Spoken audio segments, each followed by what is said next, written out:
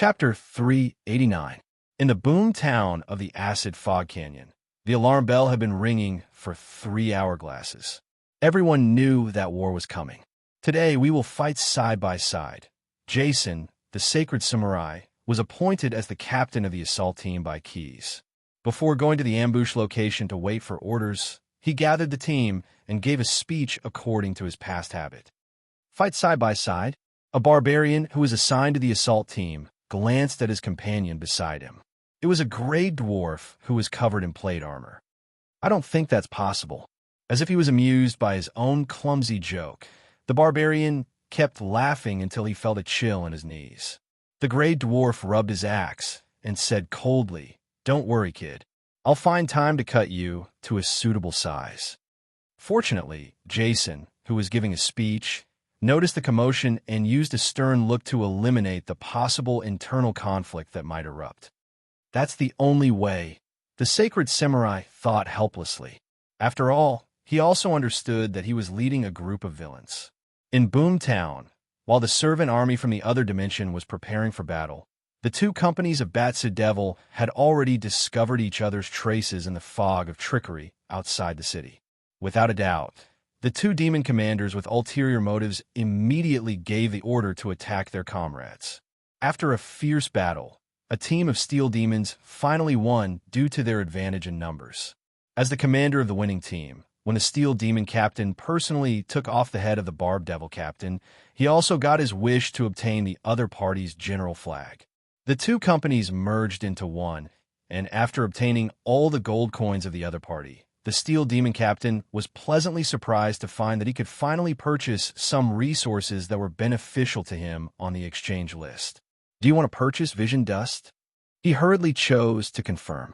After spending a total of 100 gold coins, a small flask appeared in the steel demon captain's hand.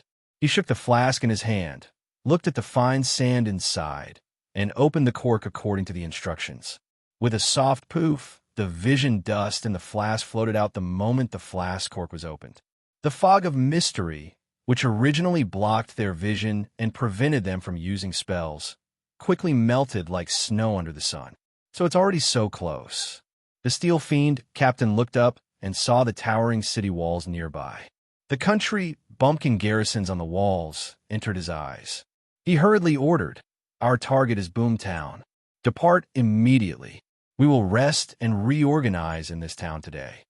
Whether it was steel demon subordinates or the newly recruited barbed demons, they were overjoyed when they heard their superiors' orders.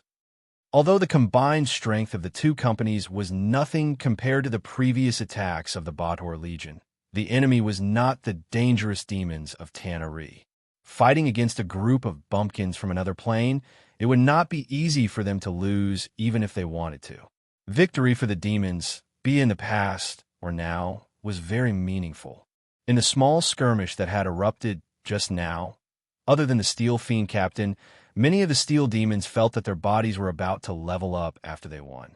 Originally, this was an opportunity that could only be obtained by the devils of Batsu in the bloodiest and most tragic battlefields.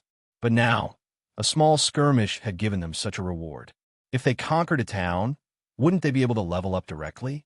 Thinking of this, the Batsid Devil were all filled with excitement, and their fighting spirits surged. They all roared and charged toward Boomtown with all their might. Ding!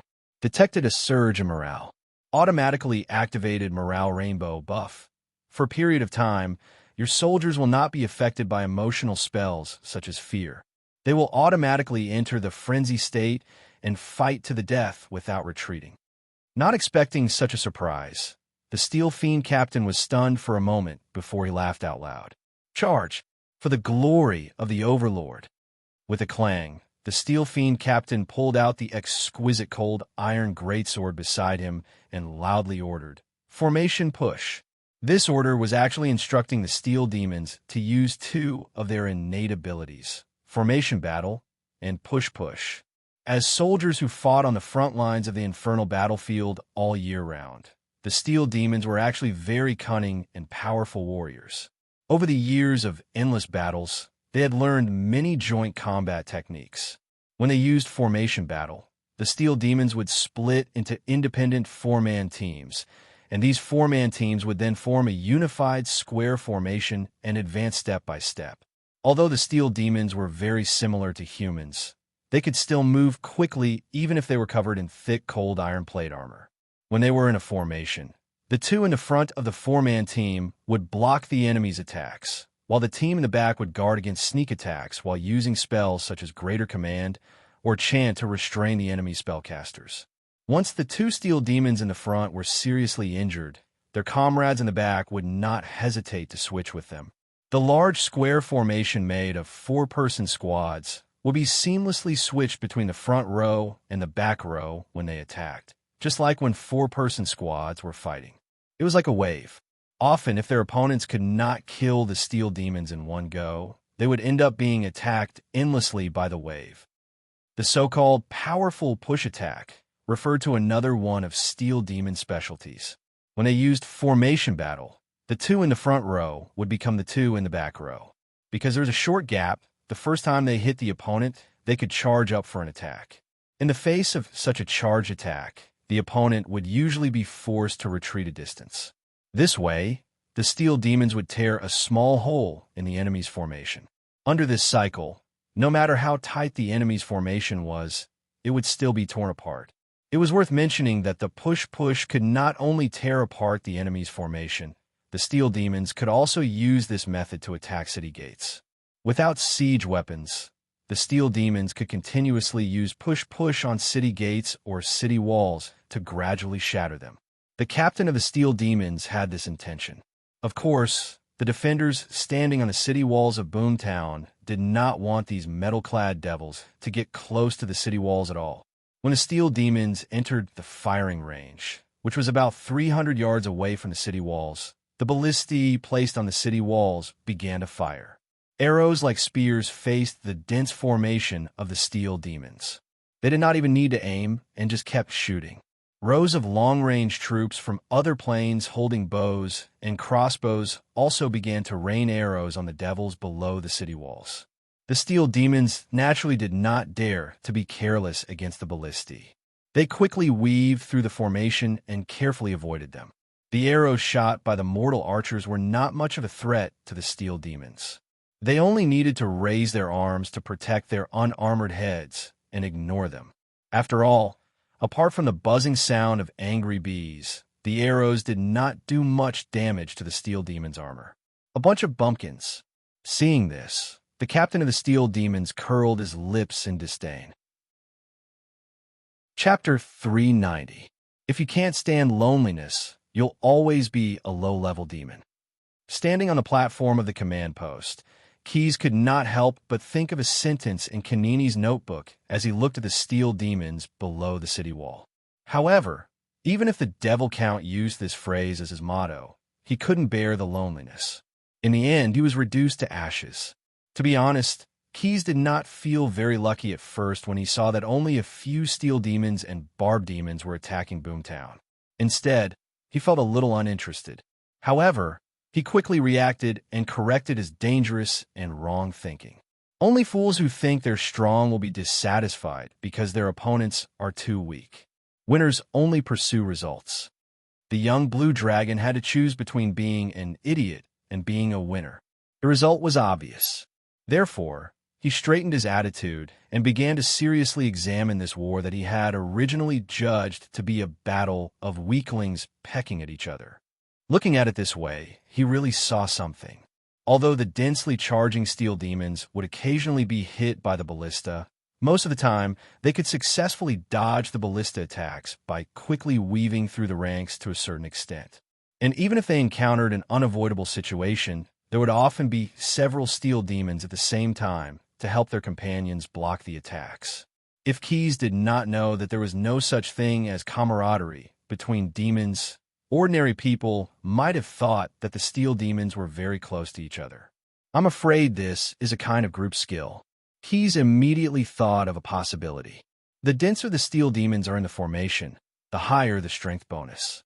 On the other hand, I'm afraid that when the number of people is reduced to a certain extent, this effect will disappear. At this time, the one commanding the defenders on the city wall was none other than the sheriff of Boomtown, Desert Elf Brock. Although he had commanded many battles of the Salem tribe, they were all cavalry battles. Even when Keyes later sent him to attack the Camel Empire in the island world, it could only be regarded as a kind of guerrilla warfare. He did not have the experience of defending a city. As a result, Brock didn't have any effective means to resist the Steel Demon Company that was advancing like a tidal wave. Apart from the ballista, which could instantly kill a steel golem and turn it into a pile of twisted lead skin, most of the arrows shot by the mortal archers from other planes could only leave behind sparks on the cold iron armor that covered the enemy's body. Thus, Steel Demon's movements weren't hindered much, and it walked steadily toward the iron gates of Boomtown. With Keyes' approval, Brew, who was in charge of the warehouse, and Neru, who was a weapons master, brought some hidden weapons to the top of the city wall. Only then were the Steel Demons forced to stop advancing. Calibrating the elements, complete. Cannon filling, complete. Loading the cannonball, done. After more than half a month of training by Nalu, some of the people selected from Boomtown had successfully become cannoneers. They quickly reported in sections according to the requirements of the operating rules and waited for Nalu to finish reviewing the entire process. This ogre, who liked to fiddle with all kinds of weapons, roared excitedly, "Cycle fire! Cover fire! Fire all the cannonballs you brought up!" Along with the rumbling, the hell scream that had flowed into Boomtown from Avernus through Bader's logistics department began to roar on the battlefield. Hearing this familiar sound and seeing the smoke and flames rising from the top of the city wall, the battle-hardened Steel Demon captain was instantly scared out of his wits. "Stop advancing and retreat immediately," he shouted at the top of his lungs, using the simplest infernal language to give the order. Disengage the formation. In fact, many of the Steel Demon soldiers who had served on the front lines for a long time had also recognized the hell scream. They had deliberately slowed down their pace. The moment the captain gave the new order, they immediately carried it out without hesitation. An archer near the battlements peeked down from the city wall. He saw the Steel Demon Company, which had been full of vigor just a moment ago, scattering in all directions like a herd of frightened beasts. "It seems like those devils are also afraid of death," he muttered. He mumbled again, but even he couldn't hear it clearly amidst the rumbling of the cannon fire. Situations similar to this archer's happened frequently on the walls of Boomtown. The mortals from other planes realized that the Batsu devil they thought to be terrifying weren't actually fearless. At the very least, they knew how to dodge the cannonballs. In fact, the Steel Demons were also very frustrated. Why were these bumpkins from other planes equipped with weapons of mass destruction like Hellscream? Wasn't this a weapon that only the strongest troops on the front lines of the Blood War were given? How could this be reasonable? Of course, no matter how frustrated he was, the captain wasn't stupid enough to argue with the defenders of Boomtown. He knew that there was a saying in the 9 prisons of Bader: "The truth is within the range of the Hellscream." If he didn't run out of this range, he had neither the right nor the mood to reason with these despicable bumpkins. On the walls of Boomtown, a total of 10 Hellscream cannons were repeatedly loaded, their fuses lit, and their barrels cleaned. In order to deal with enemies in a dense formation more effectively, Hellscream used scattershot and some chain bullets. In front of such a weapon, the cold iron full-body armor that the Steel Demon was so proud of was no different from paper armor. The cannonballs whistled past. Once they caught up with the target, they would be torn apart in an instant, leaving only a pile of twisted lead. When it came to escaping, the Barb Devils had the advantage. After all, they had the ability to teleport. Some of the Steel Demons were smarter. They made full use of this ability of their allies. They used their steel greatswords to pierce through 2 or 3 Barb Devils, forcing them to teleport away with them. Perhaps it was because the enemy retreated too quickly and most of them were already out of range. Perhaps it was because the Hellscream cannon was too hot and the frankincense-coated leather showed signs of cracking. After 3 rounds of shooting, Neru ordered the cannoneers to stop firing. "Now, those guys are no longer under your control. I told you to move faster." The brawny ogre slapped his forehead and suddenly thought of something. He happily picked up the ebony chain beside him, jumped over the walls of Boomtown, and ran in the direction of the Steel Demon's retreat. Maybe I can make it in time. Chapter 391. Why were the mortal guards of Boomtown able to repel the reinforced steel demons that consisted of 2 companies of demons? The answer was simple. It was because of their infrastructure. The city walls were huge, the walls were extremely thick, and the corners of the bastions had a wider firing range. They had trumpet-shaped shooting holes, 2 trenches at just the right distance, and a parapet outside the trenches that could expose the enemy to a storm of firepower. Using deep defense and crossfire, the demons would be attacked from multiple angles with every step they took. However, there were no wheels installed on the foundation of the town. When the demons stopped advancing in formation, the advantage of infrastructure was lost. Faced with the scattered enemies, Keyes had already made arrangements for them based on the guiding principle of the general is better than the brave. When the captain of the steel demons began to gather the soldiers, the Saint Samurai Jensen suddenly led the team and charged out of the ambush. As a commando team, the members of this team were all elites selected from some warlike races. In the previous defense battle, they had been waiting quietly in the temporary hiding cave outside of Boomtown, with the help of the mysterious fog covering their bodies. As soon as the cannon fire stopped, the squad revealed their prowess and charged at the steel demons that had just gathered. If the steel demons had finished gathering, the commando team's charge would have been like throwing eggs at a rock, or it would have been purely suicidal. However, the steel demons hadn't finished gathering yet. At the very least, they hadn't completely recovered from the fear of being bombarded. Therefore, eat my arrow. The excited gray dwarf quickly kicked his short legs and ran past his burly companion to the front of the team. Following his roar, the short-handled hatchet, which had always been known as the dwarf's arrow, shot out in a whirlwind. Some other warriors of the commando team also threw out the throwing weapons in their hands before they met the enemy. Javelins, flail, stone bullets, and the hand axe that was similar to the one the gray dwarf had just thrown out instantly enveloped the entire company of steel demons. With clanking sounds, many steel demons that couldn't dodge in time were hit. The luckier ones had their armor shattered, while the unlucky ones were hit in the head that wasn't protected by armor. Looking at an unlucky steel demon with his own hatchet stuck in its head, the gray dwarf shouted excitedly, "Bullseye! I was just lucky." The barbarian warrior, standing beside the gray dwarf, twitched his mouth in disdain. He had taken advantage of the chaos to kill another steel demon with his iron rod.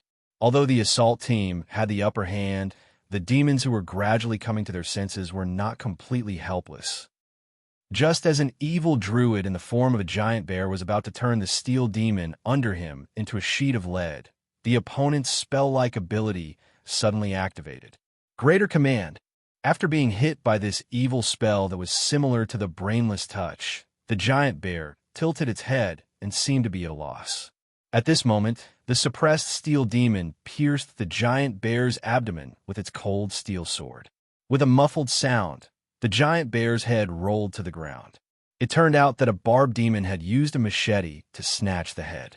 Not far from where the giant bear was lying on the ground, a strong Tauren was just about to cast War Trample in order to temporarily stun his opponent. However, just as he was about to cast the spell, 2 or 3 cold iron greatswords viciously struck his kidneys from behind.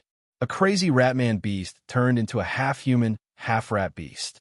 Although he gained greater agility and strength in a moment, he lost his mind and threw away his weapon. He pounced on a steel demon soldier and wanted to bite his head. In the end, the rat man was directly grabbed by the tail and the neck of the neck by 2 strong palms wearing iron gloves. Crack! A crisp sound rang out. The Ratman shifter only let out a squeak before falling to the ground because his spine had been broken. Formation battle. Not long after the surprise attack, the Steel Demon Captain, who had regained his senses, immediately issued the latest order to everyone in the company. Kill these bumpkins and let them see the true strength of the elite warriors of the Bator Legion. Let them feel fear. You talk too much. Saint Samurai Jensen interrupted the Steel Demon Captain.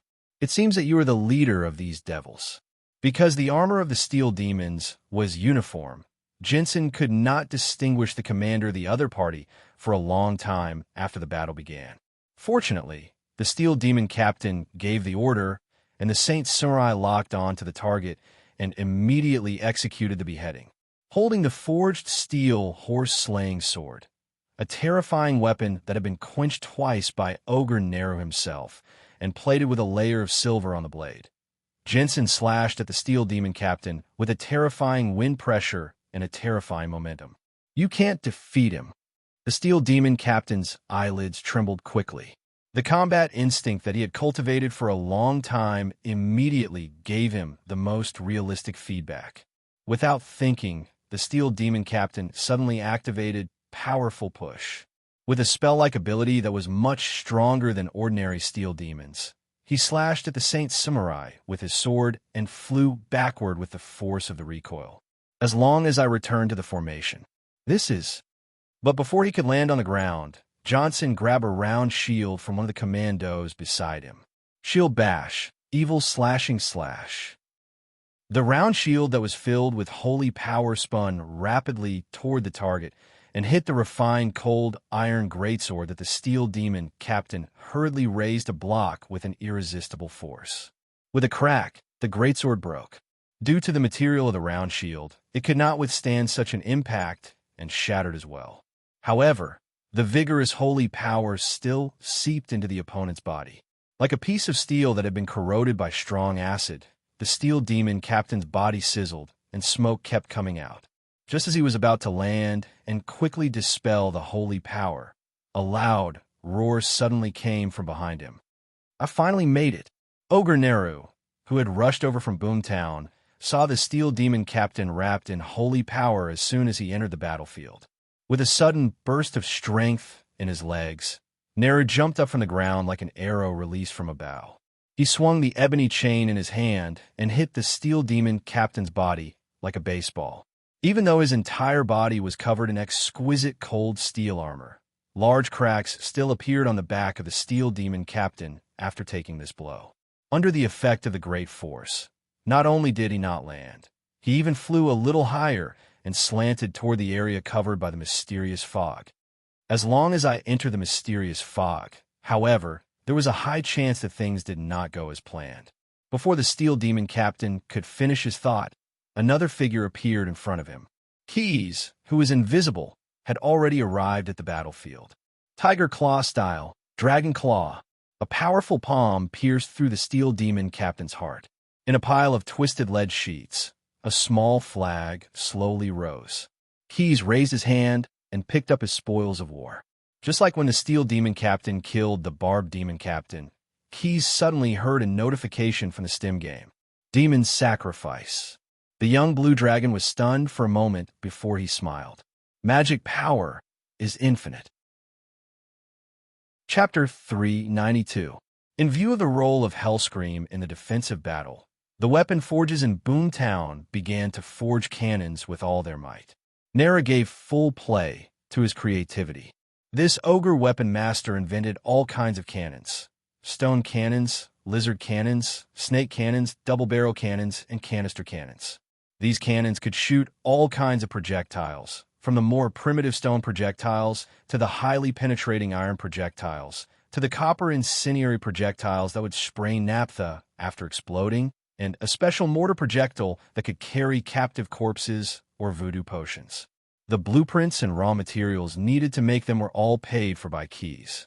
After obtaining the Iron Demon Captain's general flag, the young blue dragon received his remaining gold coins. Together with his daily surplus, he could afford to upgrade his equipment. However, the speed at which he was losing gold coins was obviously much faster than the daily accumulation of gold coins. Even Keys, who had a city at the start of the game, felt a little scared when he spent money like water. All game developers are the same. Keys sat in the command post and listened to the continuous payment successful notifications. He could not help but complain to himself. Even if they become gods, they can't change the nature of luring players to spend money. But complaining was just complaining. He still had to upgrade his equipment. After all, this was the law of the jungle that players could not change. Moreover, if he did not upgrade his equipment, how could he develop in the wild? I'll endure it. He's made up his mind. After upgrading this batch of equipment, I have to lead a team to kill a wave of wild monsters. Otherwise, I'll never be able to fill the gap of gold coins just by saving money. So, he used the last few gold coins left in his account to buy one of the items on the exchange list provided by Stim. Ding! Neutral Wild Monster Distribution Map. Incomplete. Successfully exchanged. A small map book appeared in front of Keys out of thin air, quietly waiting for him to flip through it on the desk. After flipping through it, Keys felt that this local atlas was definitely worth the money. Not only did it record the distribution of wild monsters in each area, it also listed the various living habits, physical weaknesses, and commonly used attacks of wild monsters. If it wasn't for the reminder at the end that the local atlas was missing 1 or 2 pages and lacked an introduction to the strongest monster, Keys would have thought that he might have encountered a loophole in the exchange system. Otherwise, how could this local atlas be so cheap? Apart from Stim, the creator of the game, only Buffett, the king of beasts who was farming in the plain of the acid fog canyon, knew the answer. What a satisfying massacre! Standing on the shoulder of a colossal bull demon, Buffett roared towards the sky. In front of him lay the torn body of a burning skywalker. As an important participant in the game, the demon overlord didn't bring along the demon army that he kept in the endless labyrinth. He only summoned a giant bull demon as his mount. It was just that the strength of this mount was so strong that it was a bit of a cheat. The giant bull demon was a combination of the characteristics of a giant bear, a wild bull, and a particularly large muscular humanoid creature. When an ordinary giant bull demon stood up on its hind legs, it was about 20 feet tall. Buffett's mount, when it was only on its forelimbs because its body was too large, it was more used to using its hind legs and the knuckles of its forelimbs to touch the ground like a giant ape. It was more than 100 feet tall. Only when it was in battle would this giant bull demon stand up and transform into a monster that was almost 200 feet tall. Even in battle, it only needed to throw 2 punches or pick up something to throw at its opponent, and the battle would end immediately. Not many creatures could withstand the destruction of this giant beast. There were only a few battles where this giant bull demon's dark brown hair was soaked in sweat because it exerted too much strength. However, just now, when it was facing the burning skywalker, a powerful worm demon that looked like a leviathan and was hatched for the parasitic acid mist worms in the Baylor's body, the giant bull demon still had to use the levitation spell to rise into the sky to defeat its opponent. Devour this worm, Ponotos. Buffett stomped his hooves to let his mount pay attention to his words. But you have to be faster. Fighting in the wild is boring. The gold coins collected should be enough to buy a piece of equipment, Buffett continued after thinking for a while. As you command, my lord. Just like the old saying, successful people always coincide with the needs of the times. In addition to Buffett, who had been crazily farming in the wild, the Megalosaurus army was also developing in the wild. Their commander was an ancient red dragon.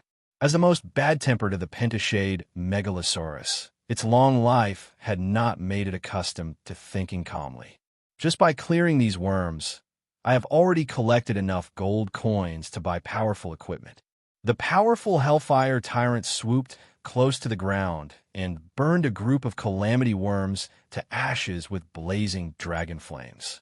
If I can take down a fortress, I will definitely gain more. As a powerful red dragon, although the Hellfire Tyrant did not dare to openly support a more powerful member of the same race, due to the majesty of the Dragon Queen, he had always been looking forward to the deeds of that person. If it were not for the fact that he could not bear to part with the mountains of treasures in his secret lair, he might have already embarked on the path of the Dragon of Gods. When this game had started, that God had promised, the final overlord who obtains all the general flags will obtain supreme authority in this plane and can even become a true god. Instantly, the Hellfire Tyrant's courage was ignited. I might be able to, sticking out his tongue and licking his lips, the Hellfire Tyrant thought resolutely, obtain all the general flags. Looking at the current situation, I have to give it a try no matter what. Of course, although the Hellfire Tyrant was cruel and bad-tempered, he was still a cunning red dragon. In the early stages of the game, faced with the loss of gold coins like a flood, he had decisively led his team and left the dragon lair without hesitation. He had embarked on the path of developing in the wild. Using the might of the Megalosaurus army for his own use, he had not only managed to stop his losses by continuously clearing the neutral worms, but he had also managed to save up tens of thousands of gold coins. At this moment, he had immediately chosen to exchange for a piece of equipment for himself, converting the gold coins he had saved into more practical combat power. Do you wish to exchange for Nazario's origin armor? Yes. Ding. Exchange successful. Commander, please take note. Just as the Hellfire Tyrant was looking around to find the equipment he wanted to exchange for, a change suddenly occurred to his body. Chapter 393. An inexplicable pain suddenly attacked him. Endless heat tore the Hellfire Tyrant's body from the inside out. His body was covered by a ravine that was dripping with lava. The scorching metal that appeared out of nowhere collided with the Megalosaurus's body. The sound of burning flesh was suddenly heard. The ancient red dragon couldn't help but tremble, causing its scales to tremble violently. Fortunately, the scales didn't fall off. Under the horrified gazes of the other members of the Megalosaurus army, a machine that looked like a catapult appeared beside the Hellfire Tyrant. Although it looked like a catapult, the end of the machine's long arm didn't have a groove for projectiles. Instead, it had a huge metal hammer.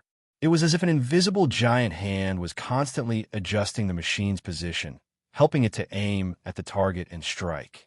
Bolts that were as thick as marble pillars in the palace were hammered into the holes on the scales, penetrating deep into the Megalosaurus's body. The sound of muscles tearing and bones cracking could be heard, accompanied by the sound of duong, duong, duong.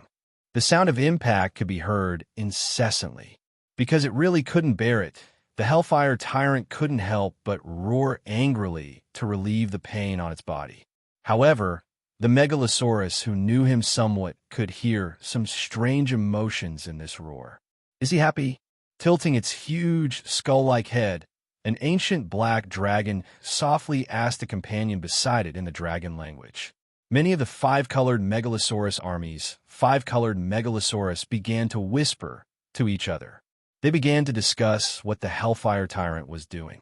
Because they weren't commanders, although they had also fallen into Stim's game, they didn't have the corresponding gold coins and exchange list. At this moment, the Hellfire Tyrant's strange behavior made these evil fellows, who were still considered cunning and scheming even though their average intelligence had been lowered by some white dragons, think of something. Ding! Nazario origin armor has been assembled. As the notification sounded in its mind, the various equipment that made the ancient red dragon feel pain and joy disappeared without a trace. However, this didn't affect the Hellfire Tyrant's excitement. At this moment, he was patiently inspecting his new equipment. Meanwhile, the dragons were circling around him. They were also inspecting the commander of the Megalosaurus army. "This is unbelievable," the ancient red dragon muttered to itself. Unlike the enchanted equipment he had in the past, which he had shelved because they were too useless, this Nethario armor was a treasure that was made for dragons. The Origin Substance armor plates, which were much tougher than the ancient red dragon's dragon scales, gave the Hellfire Tyrant more complete protection. At the same time, the energy contained within the Origin Substance made him feel as if he could fight against an ancient red dragon. The Hellfire Tyrant seemed to have understood something. He landed on the ground and gently scratched the ground with his dragon claws.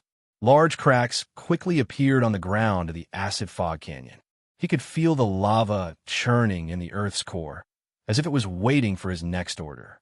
Fission of the Earth. Because he discovered a hidden ability of the Origin Substance armor, the Hellfire Tyrant became more and more excited. "I've learned a new skill. It's a good time to find some demons to test its power." His huge tail slammed heavily on the ground, making a rumbling sound to attract the attention of the dragons. "Everyone, rise into the air and follow me to kill the demons."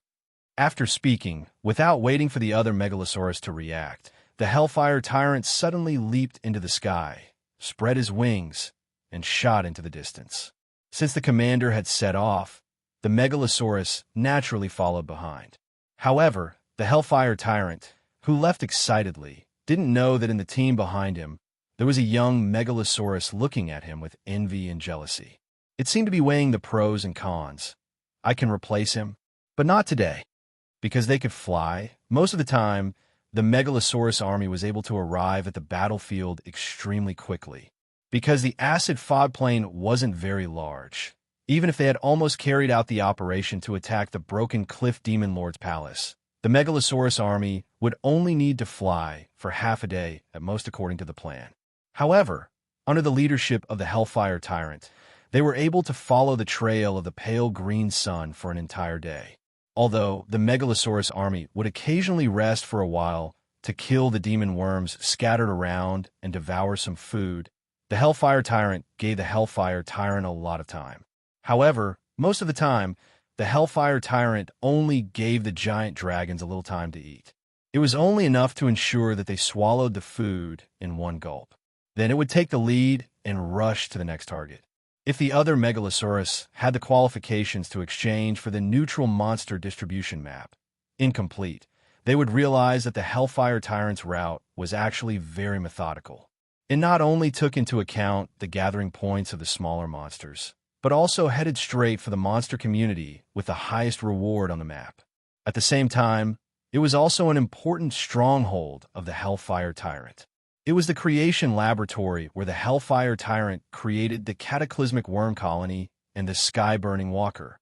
Moreover, the neutral monster distribution map, incomplete, didn't mention that this was the place where the Hellfire Tyrant was born.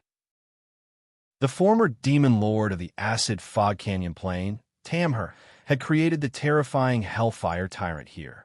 After a long journey, under the lead of the ancient red dragon, the Megalosaurus finally arrived at this hidden valley between the mountains. However, what surprised the Hellfire Tyrant and angered him at the same time was that someone had arrived here before him. Moreover, the other party attacked first as soon as they met. With a whoosh, a huge rock the size of a young Megalosaurus shot out from the ground with boundless power. Even with the origin armor on his body, the Hellfire Tyrant wasn't arrogant enough to take such an attack head-on. He dodged nimbly, and the huge rock flew past him. However, it hit one of the members of the Megalosaurus army behind him. Like a clap of thunder, the huge rock exploded on the body of an old white dragon. The sudden force not only smashed the old white dragon's face, but also twisted his neck into an unnatural shape. In just one exchange, the Megalosaurus army had lost members. "Ponitors, you have infinite strength." A deafening battle cry sounded. The gigantic bull demon, which had disguised itself as a mountain and was hiding under the group of dragons, rose into the air. Under the effect of a levitation spell, this huge monster directly pounced on the group of dragons and caught an adult blue dragon that was flying too low. Without thinking, he directly used his horns to pierce through the Megalosaurus's abdomen. Then, he grabbed the Megalosaurus's neck and tail with his two hands. With a hiss, the adult blue dragon's dying cry was heard. The Megalosaurus's body was torn into two from the middle. Blazing dragon blood that emitted electric arcs rained down from Ponitor's head and instantly covered his entire body. At this moment, this gigantic bull demon was like a demon god. He raised his head and roared angrily, causing the dragons to scatter in all directions. Chapter 394. Attack with your breath. Seeing the Megalosaurus army that was like a startled bird, the Hellfire Tyrant was displeased and couldn't help but shout angrily. Seeing such a huge Megalosaurus demon, although he was shocked, he wasn't particularly worried. After all, the Megalosaurus was a magical creature. Even if it couldn't defeat its opponent in physical combat, it still had many spells at its disposal. What really made the Hellfire Tyrant fearful was the strange creature that was leisurely watching the Megalosaurus demon fight. From its appearance, it was clearly a minotaur with black hair, but the Hellfire Tyrant couldn't see through it, especially when it looked at the Megalosaurus demon as if it was looking at its own pet. Although the Megalosaurus demon and the minotaur had similar appearances, The former was usually several times the size of the latter. The Megalosaurus demon that was currently fighting with the dragons in the sky was probably a few hundred times the size of the Minotaur that was watching the battle. Unless, after a long life, the ancient red dragon still knew many secrets that ordinary creatures shouldn't know. He guessed who the Minotaur that was watching the battle was, or rather, what it was. Damn it, isn't this the Helmand Tyrant's creation lab? Why is there a beast lord here? I am Buffett. The loud soul language shook the Hellfire Tyrant's brain, and at the same time confirmed his guess. Without any hesitation, he decisively gathered all the strength in his body and spat out a dragon's breath in the direction of Buffett. Due to the enhancement of the Nazario origin armor, the ancient red dragon's breath was exceptionally hot and as thick as lava. At the same time, he pointed his sharp claws into the distance. Fission of the Earth. After using the skill that came with his newly exchanged equipment, the Hellfire Tyrant didn't hope to heavily injure his opponent. He only hoped to buy some time. The black-haired Buffett, which was actually just a clone, didn't dodge the attack and took it head-on. In his left hand, he held a machete that was shaped like a frost blade, and in his right hand, he held a metal box. The ancient red dragon's breath completely drowned Buffett's body, and at the same time, the force of impact tried to push this terrifying Minotaur into the depths of the torn earth. 3, 2, 1. The beast monarch counted silently. Not long ago, he had used the gold coins he obtained from farming to exchange for a new item from Stim's exchange list. It really is immune to magic damage. Buffy Munt rubbed the metal box in his right hand as he secretly calculated. Unfortunately, this Black Emperor's box has a time limit. Otherwise, with this magic immunity effect, it wouldn't be an exaggeration to call it an artifact. After testing the equipment he had exchanged, he confirmed that its functions were indeed as described in the list. On top of that, the Black Emperor's casket was on cooldown for a long time. It would take about 5 hourglasses to accumulate energy before it could be used again. Thus, Buffett waved the machete in his hand, shattering the half-solidified lava in front of him one by one. Seeing his opponent's actions, the Hellfire Tyrant hurriedly retreated. At the same time, he tried to use the dimensional anchor to restrict the Beast Monarch and prevent him from suddenly using the advanced teleportation spell to ambush him. Not far away, facing the Megalosaurus army members who had recovered from their shock, the giant bull demon Bonators, who was charging alone, was showing signs of defeat even though he was strong. He was constantly dodging. It's better to break one finger than to injure all 5. The Hellfire Tyrant understood the essence of this saying. Thus, while pretending to retreat into the group of dragons, he secretly threw an inconspicuous ruby at the giant bull demon. Gem Leap. As the spell was cast successfully, the ancient red dragon suddenly appeared behind the giant bull demon.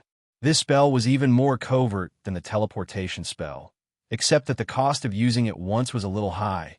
It required the use of a ruby of the best quality as a casting material. Enduring the pain in his heart, the Hellfire Tyrant used the spell to ambush the giant bull demon. Naturally, he wouldn't let this despicable giant bull demon off so easily. As an ancient red dragon, his body was only slightly smaller than Bonator's. His sharp dragon claws dug into the bulging muscles on his opponent's back, and his dragon wings kept hitting his opponent's head. What was more fatal was that he had already opened his bloody mouth and aimed at Bonator's neck, ready to bite down at any time. What are you waiting for? Come down and help me. The Hellfire Tyrant roared in dragon language. Quickly finish off this giant bull demon. We still have a big, troublesome reptile. Buffett, who had been hit by the dimensional anchor spell, had just used the advanced teleportation spell on himself. As a gray mist floated out of his body, the Demon Lord obtained the spell-like ability to use the advanced teleportation spell at will again. The Beast Monarch appeared behind the ancient red dragon. There were more than a dozen 5-colored Megalosaurus that had just listened to the Hellfire Tyrant's orders. They forcefully spread their wings and stopped their dive. They chose a safer method, using all kinds of breaths to attack Buffett, who had suddenly appeared behind the ancient red dragon. In an instant, ice, fire, acid, and lightning all appeared behind the Hellfire Tyrant. Luckily, he was equipped with the origin armor. Otherwise, the friendly fire from the friendly fire might have been able to severely injure this ancient red dragon. Facing the bombardment of the dragon's breaths, the blade of Buffett's machete suddenly became wider and thicker, standing in front of him like a shield. His hooves stomped heavily on the Hellfire Tyrant's back, and 2 to 3 pieces of the origin armor instantly exploded. "Face your fate, reptile!" Buffett, who had leaped up, arrived in front of the old green dragon like a cannonball. Cleave! The giant machete slashed across the green dragon's 2 eyes. In the blink of an eye, a large dragon head was split into 2. Seeing this, the old green dragon's mate rushed towards Buffett like a madman, shooting out a strong acid from her mouth. The beast monarch snorted coldly and pulled out his machete to block. Then, using the machete to cover his body, he suddenly activated a high-level teleportation spell. A large fist was ruthlessly imprinted on the Megalosaurus's skull. Scales and bone fragments flew everywhere. As if he was spitting, Buffett spat out a stream of water from his mouth, directly hitting the hole in the Megalosaurus's skull. The water, which was full of negative energy, seeped into the brain of the Megalosaurus. A strange white haze instantly appeared in her eyes. Her body twisted unnaturally, and she fell straight to the ground. With a wave of his hand, the machete flew back into Buffett's hand. Wherever the blade pointed, the dragons would look askance. The Hellfire Tyrant, who was hiding behind the giant bull demon bonators, widened his eyes and looked at the demon lord who was looking down on the dragons. He suddenly felt that he had made a wrong decision. Chapter 395. When mortals were afraid of someone or something, they would usually take some action to dispel this fear. The Megalosaurus were no exception. However, when facing a demon lord, whether these actions would be effective or not was debatable. Anchor him. Don't let him use advanced teleportation. Some of the more knowledgeable and experienced 5-colored Megalosaurus, such as some adult or older blue dragon, loudly reminded while they used dimensional anchors. Of course, Buffett could use spells like Greater Dispel Spell at will, but when faced with multiple directional spells that appeared at the same time, he couldn't help but be hit. Seeing this, the Hellfire Tyrant, who knew that he couldn't avoid this, also threw his emotions to the back of his mind. The irascible red dragon nature took over the high ground of rationality in his mind. Withering Spell. Along the ancient red dragon's sharp claws, energy filled with the aura of death flowed out crazily and smoothly into the giant bull demon's knotted back muscles. The huge Tana reed demon instantly roared in pain. The muscles on his back rapidly dehydrated and withered in a sickly state. To Ponteos, he couldn't remember when was the last time he suffered such serious injuries. His bell-like eyes suddenly widened. Blood vessels appeared in the whites of his eyes, and hot steam spewed out from his nostrils. Die! Ponteos swung his thick neck and used the sharp horns on his head to stab the enemy's chest on his back. Although the Hellfire Tyrant reacted quickly and pulled out his claws in time, the giant bull demon's horns still scraped his origin armor. A teeth-numbing screech sounded. Fortunately, he had exchanged for the origin armor. Otherwise, the ancient red dragon would have been cut open. However, because he lost the protection of his muscles, the giant bull demon used brute force to attack, causing his spine to be severely damaged. Several vertebrae on his back were already twisted in an abnormal manner. It was as if the slightest movement would cause them to break apart. But in reality, as a Tana wreathed demon with rapid healing abilities and an extremely high physique, the giant bull demon's injuries were already slowly healing. Even the corrosive effect of the withering spell couldn't stop this process. However, how could the Hellfire Tyrant let him off so easily? The ancient red dragon had become an outstanding tactician after many years of experience leading armies in battle. He naturally understood that when facing a strong enemy, the wisest choice was to quickly and thoroughly eliminate the enemy's strength. Blazing flames spewed out from the Hellfire Tyrant's mouth and engulfed the giant bull demon Bonotaus. Like sticky lava, the dragon's breath tightly wrapped around every inch of the giant bull demon's skin, roasting his body. "My lord, save me." As the mount of a demon lord, this was the first time he asked Buffett for help. Hearing the call for help, Buffett, who was fighting the draconic horde, furrowed his brow. The beast monarch was getting impatient. Just this once. However, considering that Ponytaz was one of the earliest giant bull demons that he had created, the demon lord still saved him. Without chanting an incantation, Buffett waved his hand and a ray of light fell from the sky onto his mount. May's spell. As the target did not resist at all, the spell successfully took effect. The giant bull demon was banished into a maze. This way, he would not have to endure any other attacks. In half a day's time, the injuries on his body would be almost completely healed. As for whether Ponytaz would get lost or encounter other dangers in the maze, it was not a problem at all.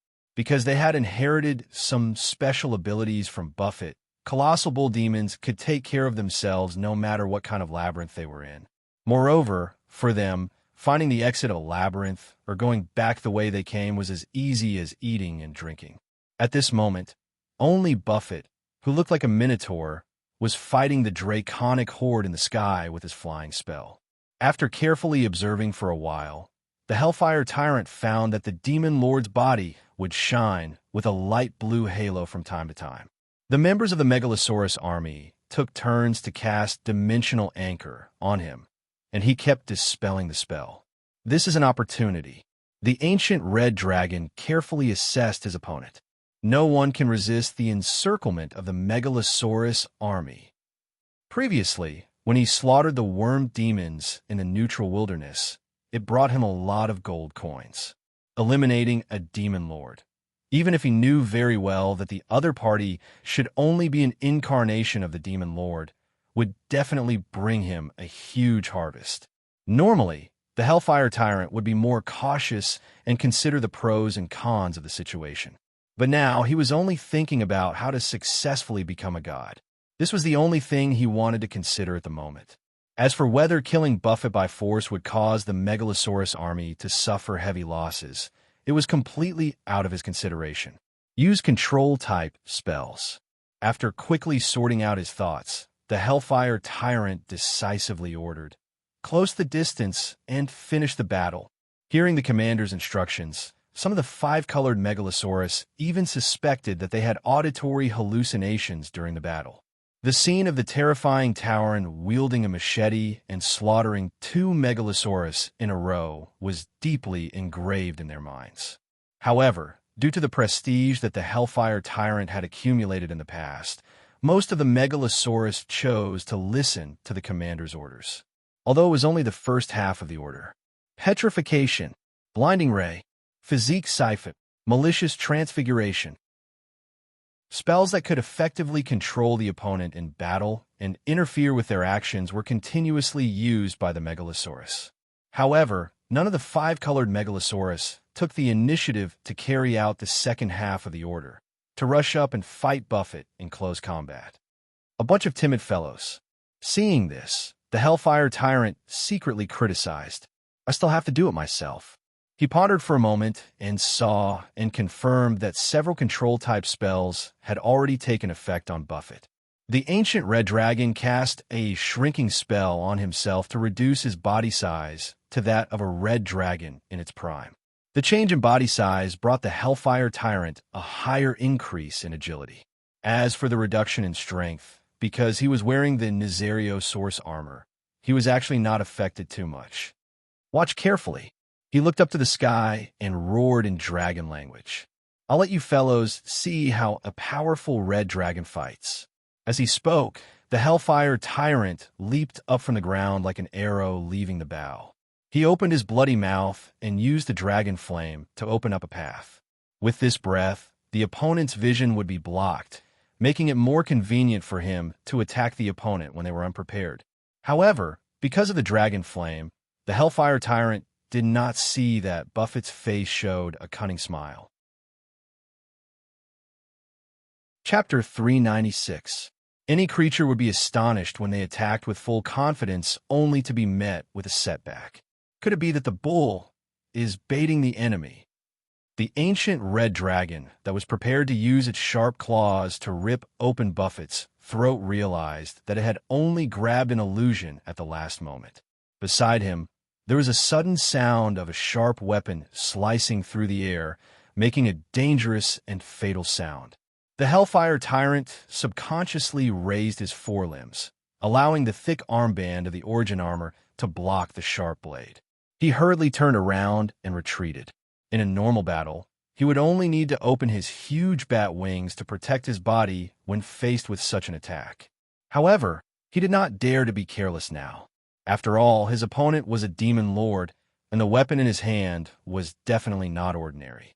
In fact, this was the best decision he had made in this ambush. However, that was all. The terrifying machete slashed heavily on the armband of the red dragon's forelimbs. With a loud bang, the armband shattered. Not only that, the sharp weapon also shattered the dragon's scales and cut open his muscles. The wound was so deep that his bones could be seen. Fortunately, the Hellfire Tyrant was very experienced in battle. He did not turn around to escape. Instead, he attacked with his claws, swung his tail, flapped his wings. Using a series of attacks, he temporarily forced Buffett, who wanted to get close to him, to retreat and bought himself a moment of space. Of course, this was not without a price. After just 2 or 3 exchanges, his body had many more wounds. The ancient red dragon that was dripping with blood opened its bloody mouth without hesitation and spat out another ball of blazing dragon flames. Because it was only to stop the enemy, the Hellfire Tyrant did not care at all whether it hit the target or not. Attack together. He roared loudly and gave another order to the dragons. If you want to live, you can only kill. That might not be the case. Buffett's voice came from the dragon flames. I only want to kill you now. If I kill all the Megalosaurus here, I'm afraid I'll attract a strong enemy. The beast monarch spat out a stream of water filled with negative energy from its mouth as it walked out of the extinguished dragon flame without any trace of injury. Glancing at the circling dragons, Buffett said in a joking tone, "Moreover, there are hundreds of you, Megalosaurus. If you split up and escape, do you think I can chase you down one by one? It's a very simple principle. If you want to live, you just have to run faster than others." One had to admit that none of the demon lords were truly brainless. Even in the bottomless abyss, Buffett, who was known for his bad temper, was actually far more cunning than ordinary creatures. With just a few words, he had shaken the Megalosaurus army. After all, everyone present was a Megalosaurus, and these guys had never had the awareness of self-sacrifice. Furthermore, what Buffett said did seem to make sense. Looking at the Megalosaurus that had become a little timid, the beast monarch rubbed the machete in his hand slightly with his palm and released his unique fear aura. Under his powerful aura, even creatures like the Megalosaurus that were at the top of the food chain in many worlds could not help but feel fear from the bottom of their hearts. The feeling was as if they had been skinned and had their tendons pulled out, then drowned in their own blood, making it difficult to breathe. The members of the Megalosaurus army all involuntarily retreated, not knowing which Megalosaurus took the lead, whether it was in groups of 2 or 3 or alone. These 5-colored Megalosaurus that had almost suppressed the acid fog canyon actually scattered and retreated. You guys, seeing this scene, the Hellfire Tyrant could not help but be furious. He flapped his wings and wanted to fly towards the nearest group of Megalosaurus. The ancient red dragon actually had 2 purposes for doing this. Firstly, he wanted to use his own power to force the Megalosaurus army to stop collapsing. Secondly, he also felt that what Buffett said just now was reasonable. As long as he ran faster than his companions, he could escape. I've already said it. The advanced teleportation spell was suddenly activated, and Buffett's figure appeared in front of the Hellfire Tyrant. The demon lord laughed sinisterly and said, "I just want to kill you now." The Hellfire Tyrant was almost going crazy. He could not help but want to give his latest order to the other Megalosaurus that had not yet flown far away. However, at this moment, the game notification sound designed by the god Stim coldly sounded in the ancient red dragon's ears. Ding! It has been detected that the Megalosaurus army is collapsing. The current state is determined to be panic. You will not be able to effectively command them. Ding! It has been detected that the Megalosaurus army is collapsing. The current camp has changed to neutral wild monsters. Contact may lead to fierce attacks. Hearing these two notifications consecutively, the Hellfire Tyrant could not help but feel his soul leave his body. He had never thought that such a situation would occur. Just as he showed signs of being stunned, Buffett's attack came swiftly, and his machete accurately hit the ancient red dragon. Blood gushed out from his eyes. With just a sweep of the evil shadow strike, Buffett had blinded the Hellfire Tyrant's eyes. The ancient red dragon let out a miserable howl. He had completely lost confidence in the battle. He only wanted to escape at this moment.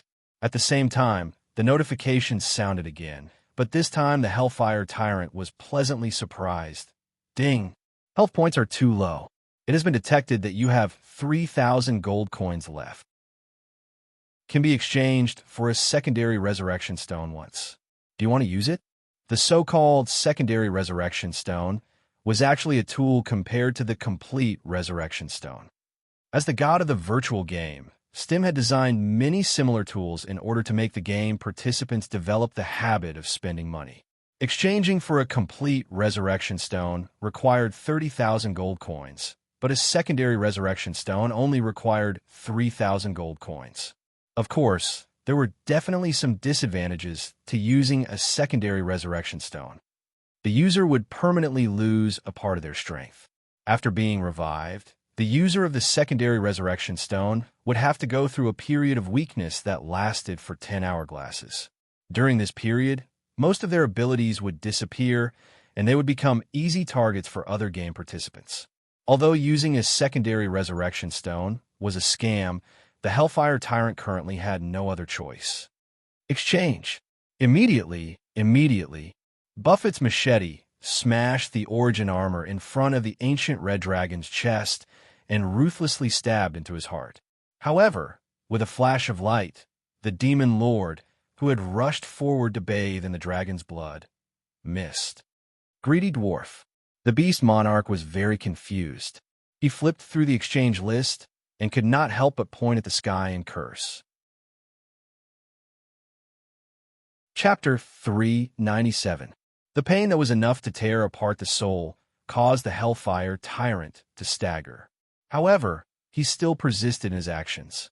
Because he had used the secondary life stone in time, he had saved his life from the hands of a powerful demon lord. However, this was not without a price. The ancient red dragon's eyes had completely lost their light. Moreover, for the next 10 hourglasses, he would stay in this dangerous plane in the form of a weak human. The feeling of helplessness that he had not felt in a long time even reminded him of his survival experience when he was still a young dragon, constantly avoiding ferocious beasts. Although Megalosaurus were born blind, he did not dare to go too far because of his blindness. When he activated the secondary life stone, he was sent to a certain place in the acid fog canyon in the form of rebirth. After simply sensing his surroundings and confirming that there was no danger for the time being, the Hellfire Tyrant immediately went to work. He wanted to build a shelter for himself. According to his experience as a child, he did not choose the nearby caves because those places might have been occupied by other creatures. Instead, he found a place with loose soil and began to dig underground, digging out a place for himself to stay. Fortunately, although this human body was weak, it was only compared to a Megalosaurus. By human standards, it was still quite strong. However, even so, as he did not have any tools, digging with his bare hands was quite a physical test. After digging for 2 to 3 hourglasses, just as he was about to be exhausted, he finally dug out a hole big enough for him to hide in. Enduring his exhaustion, the Hellfire Tyrant cleared away the excavated soil from the hole and scattered it far away in the cave. Luckily, I didn't lose this skill. He sighed with self-mockery in his heart. Then he crawled into the entrance of the cave and crawled into the shelter. This cave was not big. It could only ensure that he would not be affected by turning and sitting up. However, it was impossible for him to stand up. In order to prevent being detected by spells, Although the Hellfire Tyrant knew a few runes that could make him more comfortable, he did not use them. The ground of the cave was not flat. When he first started digging, he deliberately dug many trenches. This structure was called a cold trench. Cold air would sink into it, keeping the temperature above the crypt relatively high. After the Hellfire Tyrant burrowed into the cave, he lifted his leg and kicked down the support that he had set up earlier, sealing the entrance of the cave.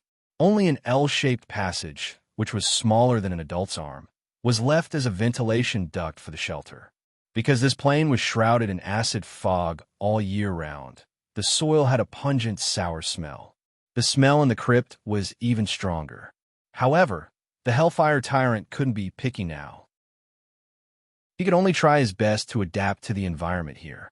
Luckily, this is only the second worst lair. The one we dug at the edge of the swamp was the worst. He kept comforting himself. Besides, I only need to wait a few hourglasses, and I will be able to transform back into my dragon form. The reason Hellfire Tyrant dug a shelter was to hide himself and to speed up his recovery. Megalosaurus had a special ability that allowed them to gain a lot of bonuses in their own nests. Even though he had to maintain his human form, after staying for a while, the underground cave began to become dry and hot. Although it couldn't be compared to when he was still in his ancient red dragon form, when lava would gush out from the cave he lived in from time to time. Even so, the Hellfire Tyrant felt that his body's recovery speed had become a little faster. This was a good situation.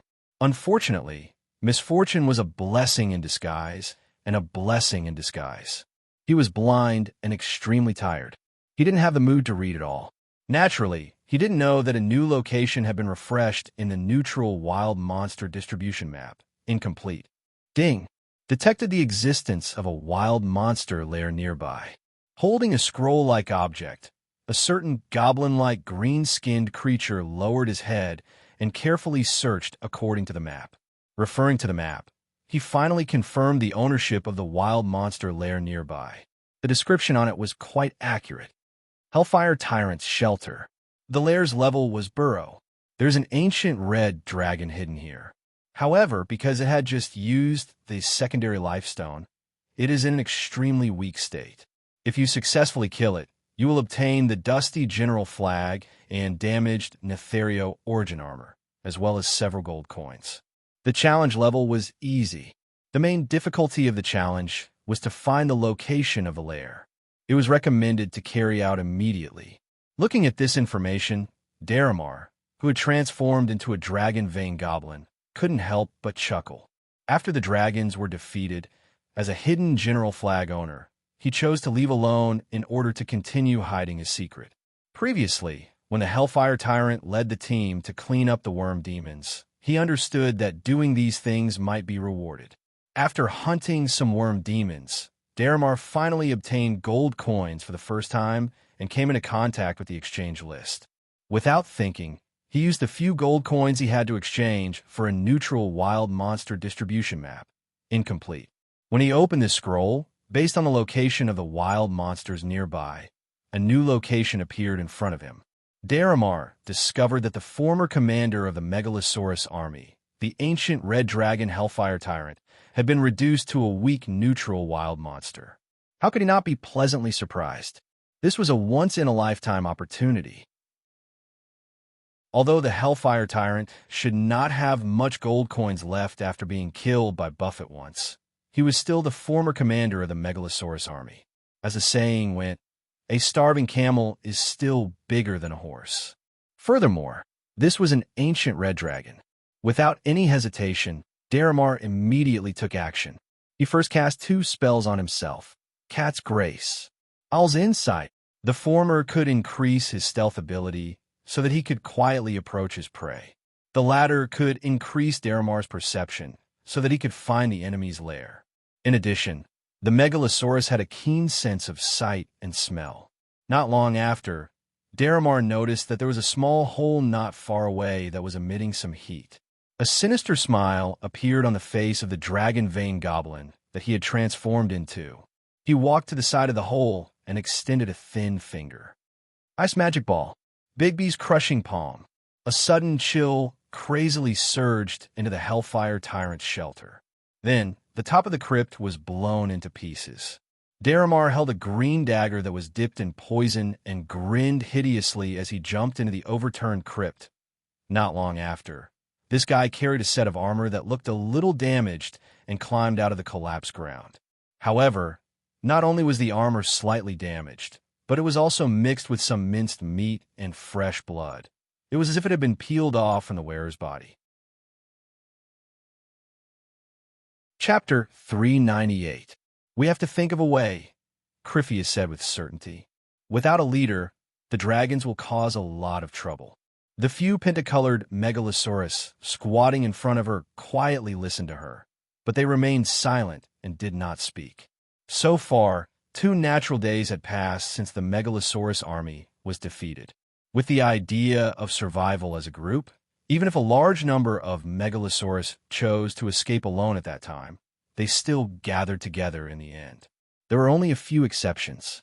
Due to unknown reasons, the megalosaurus army had lost contact with the evil Dragon Council, the Bothor Expeditionary Army, and even the pentacolored Dragon Queen. Therefore, according to their respective races, these pentacolored megalosaurus were only willing to obey the strongest in their own race and listen to their orders.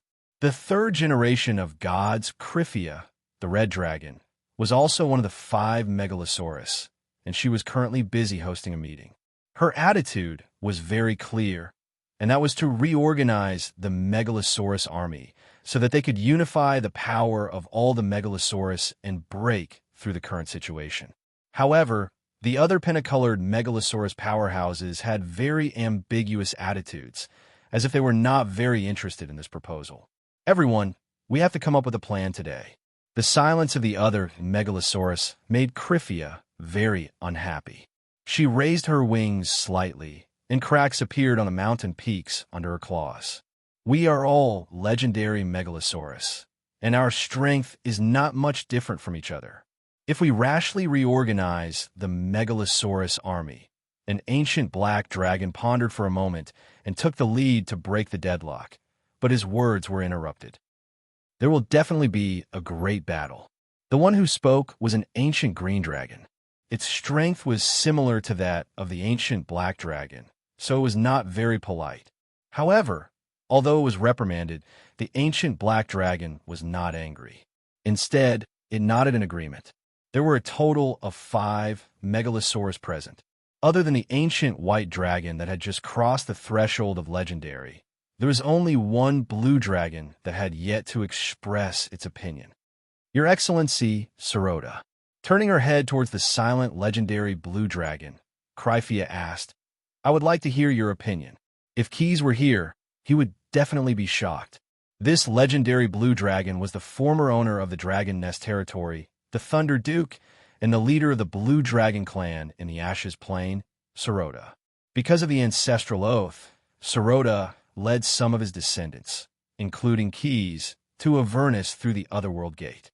Originally, in order to take care of the young blue dragon, he had even used the method of gifting to deploy him to serve in a remote war zone.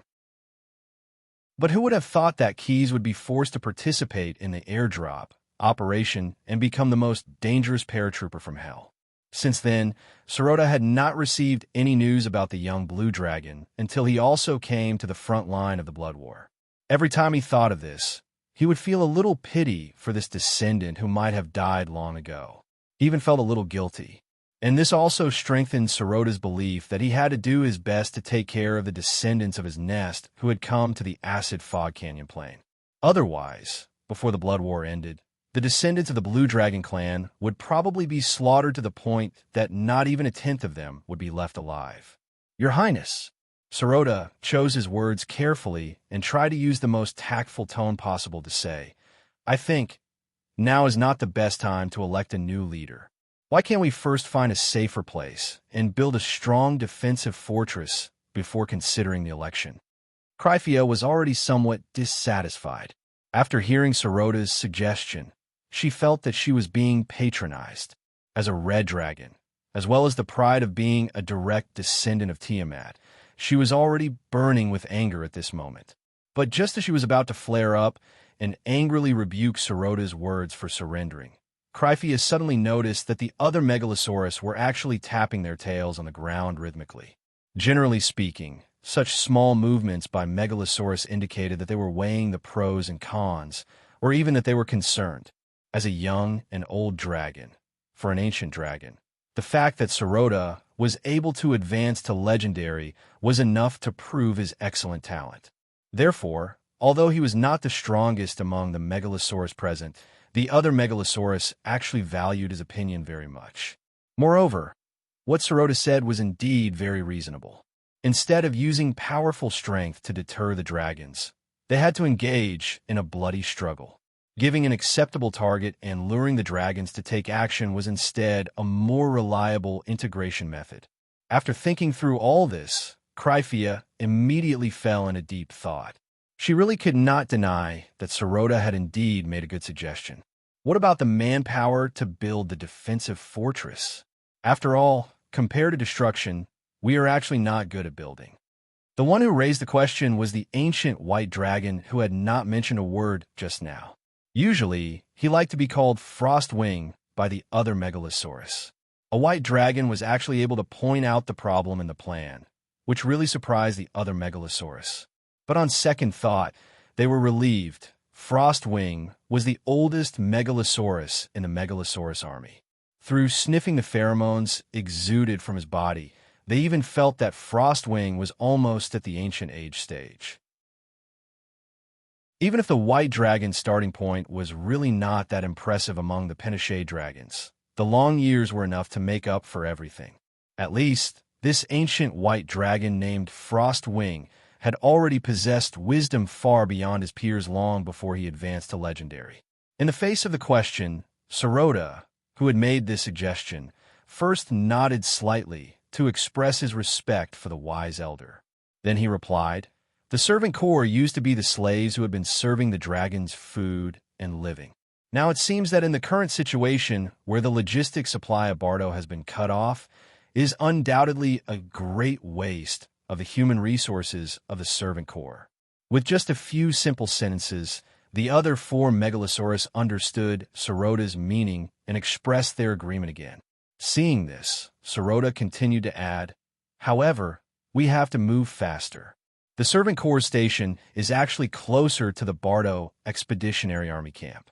At this moment, we can't be too assured about our former allies." "That's right," Cryphea interrupted Soroda's words. "After all, we should remember that those guys are demons." This time, after Cryphea spoke, there was finally no silence. The other Megalosaurus also gave the corresponding response. "Then what are we waiting for? Let's go inform those little bastards," the ancient green dragon said before spreading his wings and flying away. With the departure of this legendary Pinochet Megalosaurus, the meeting finally came to an end, and the participants also left one by one. But they did not know that soon, the remaining Megalosaurus army would once again encounter a great crisis of life and death.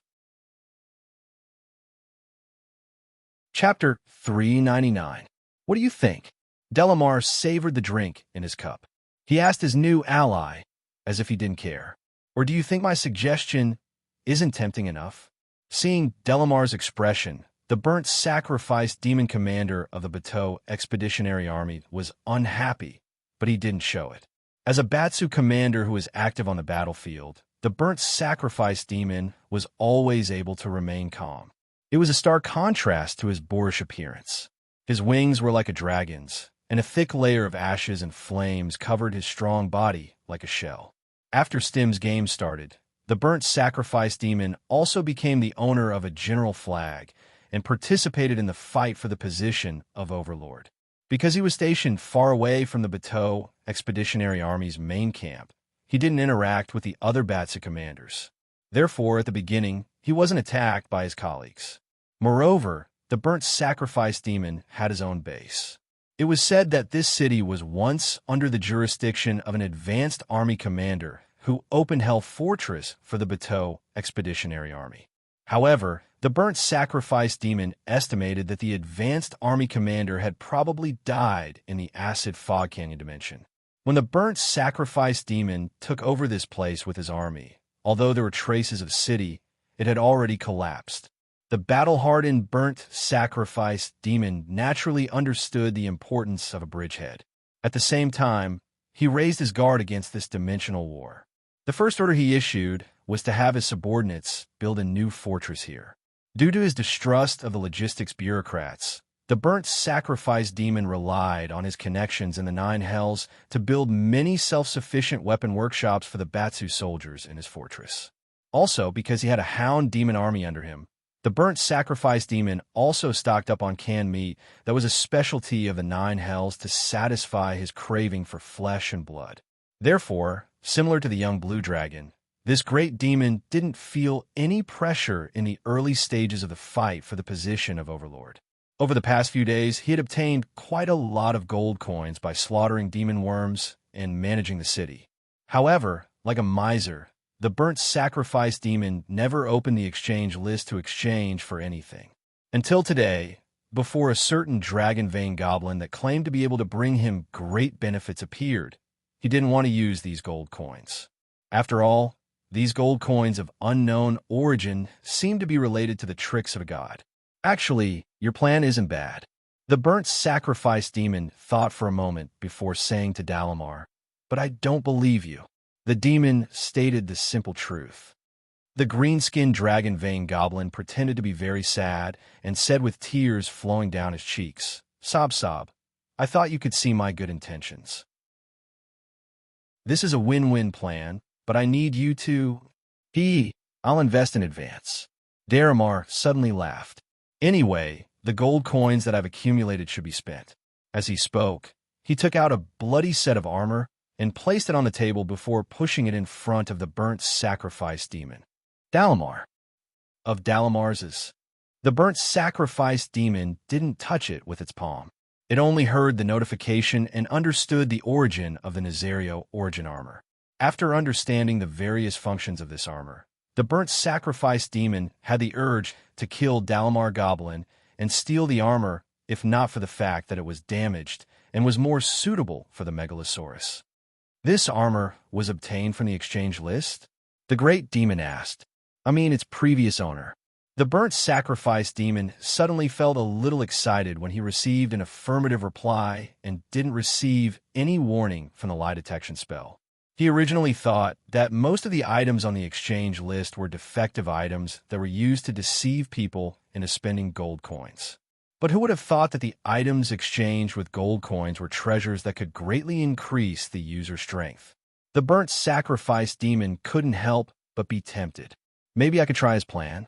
He thought to himself, if it succeeds, I should be able to earn a lot of gold coins.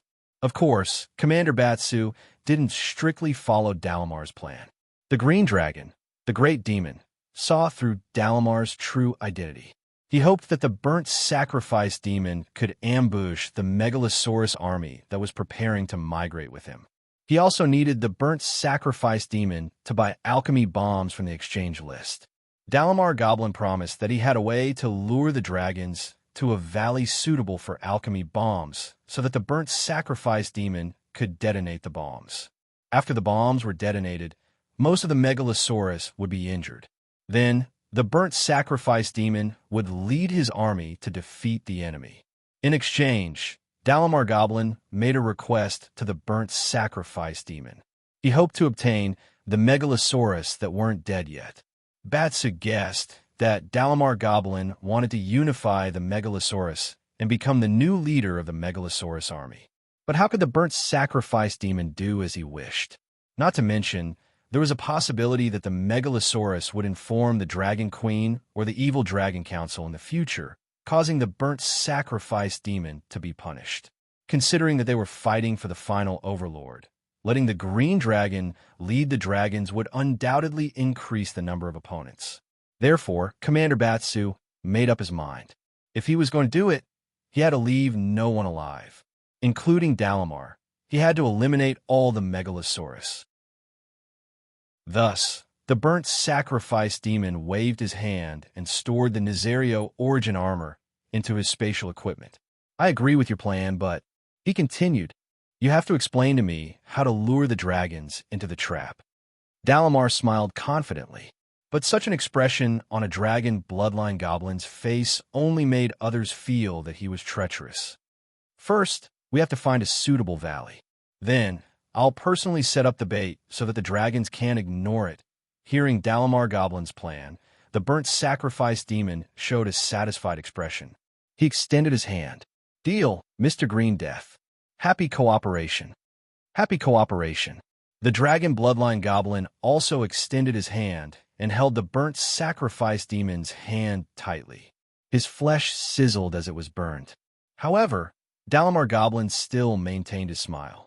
With the help of this great devil, his troublesome brethren would be handed over to the blood-armored demons and hound demons to deal with. As for the other party's thoughts, Dalamar Goblin was naturally aware of them. After all, he was dealing with a devil, so he was already prepared. Chapter 400. It didn't take much time to find a valley.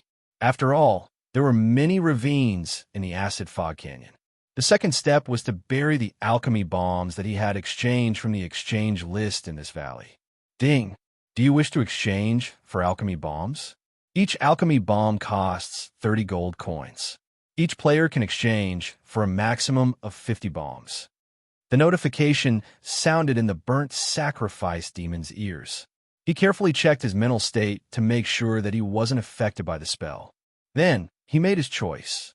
Exchange immediately. As for the quantity, all 50 bombs. Following the words, "Please check," neatly stacked crates appeared in front of Commander Batsu. He opened one of the crates and saw a cylindrical object inside. There was soft stuffing around the object to prevent it from bumping into anything. As if to remind the user, the alchemy bomb was marked with the words, "Handle with care." In order to prevent any accidents, the burnt sacrifice demon didn't send his clumsy subordinates to bury the bomb. Of course, he wouldn't do it himself. After all, with the high temperature of his fire shield, touching the alchemy bomb was no different from detonating it. With a light snap of his fingers, the burnt sacrifice demon used his warlock ability to summon 3 or 4 invisible servants. These temporary life forms that did not have bodies and were completely composed of force fields could understand the intentions of the summoner very well. The burnt sacrifice demon gave a simple explanation, and the invisible servants quickly followed the instructions to complete the mission. They opened the crates, lifted the alchemy bombs, and buried them properly in the shallow pits that they dug out. After completing this, the invisible servants, who worked tirelessly, turned into nothingness with a crisp snap of his fingers. The burnt sacrifice demon held a ruby in his hand. As long as he crushed it, the entire valley would turn into fine powder in an instant. Everything was ready except for the dragons. The burnt sacrifice demon couldn't make up for this flaw. He could only rely on his temporary allies to make up for it. Under the gaze of the Batsu, Daramar chuckled and transformed from a short dragon-veined goblin back to his true dragon form. Roar! The green dragon roared at the sky. As if using his greatest strength, he tore at the void with his claws. The cold and damp air in the valley was instantly dried up. The temperature suddenly rose, and flames rose from the ground for no reason. Accompanied by a series of muffled, rumbling sounds, a colossal red dragon corpse was dragged from the void to the ground by Daramar. "This is—" The archfiend blinked and couldn't help but ask loudly. Daramar turned his head and gave his ally a sinister smile. The commander of the Megalosaurus army in the past, the Hellfire tyrant who is now dead, and the bait that we will use to lure the dragons to land not long after. To be honest, this dragon skeleton was out of the burnt sacrifice demon's expectations. Just from the size of the dragon skeleton, he could tell that it was an ancient red dragon, and one of the most powerful ones. The key question was, how did he obtain the corpse of that ordinary-looking green dragon? Could it be that the green dragon had personally killed him? If that was the case, the burnt sacrifice demon felt that he had to reevaluate the danger level of his partner. This green dragon was rather dangerous. Although he had 3 companies of blood-armored demons and 2 companies of demonic hounds, he He could not guarantee that he would be able to escape unscathed when facing the Hellfire Tyrant when he was alive. As if seeing his partner's fear, Daramar could only explain, before he died, he was heavily injured by the demons and fell into a weakened state. That was why I was able to kill him so easily. The burnt sacrifice demon nodded, indicating that he understood. However, only he knew what he was thinking. The Hellfire Tyrant's corpse was placed at the bottom of the valley by Daramar. With the size of this corpse, it should be easy to see it from the sky. However, in order to attract more attention, the green dragon still personally took action and processed the ancient red dragon's corpse. Fortunately, with the disappearance of the Megalosaurus, the strength of the dragon's scales and flesh would greatly decrease. Otherwise, Daramar might not have been able to destroy the ancient red dragon's body. Even dealing with a dragon skeleton took quite a bit of effort. The red dragon's scales were crudely ripped off by Daramar and thrown on the ground. He even opened his mouth and gnawed on part of the Hellfire Tyrant's flesh. Large amounts of dragon blood flowed out. The moment the dragon blood touched the ground, it burned like oil that had been ignited. Soon, a burning lake appeared in the middle of the valley, and steam rose into the sky. The air was filled with the smell of blood. Many demon worms that were attracted by this smell began to approach the Hellfire Tyrant's corpse. You better hurry. Otherwise, before the dragons arrive, this dragon skeleton will become the excrement of those worms. The burnt sacrifice demon looked at the demon worms that were resisting the burning flames and crawling towards the dragon skeleton and reminded Daramar. The green dragon was currently busy breaking open the Hellfire Tyrant's abdomen. After several fruitless attempts, he was trying to enter from the side door. Hearing the burnt sacrifice demon's words, Daramar pulled out his head. It was unknown whether his face was burned or had some of the red dragon's intestines hanging on it. Don't worry. This is the skeleton of an ancient red dragon. Even if those demon worms drink a drop of blood, they will turn into ashes. As he spoke, he glanced at the demon worms that were wandering around the burning dragon blood. Any worm that couldn't resist drinking the blood would be ignited by the flames.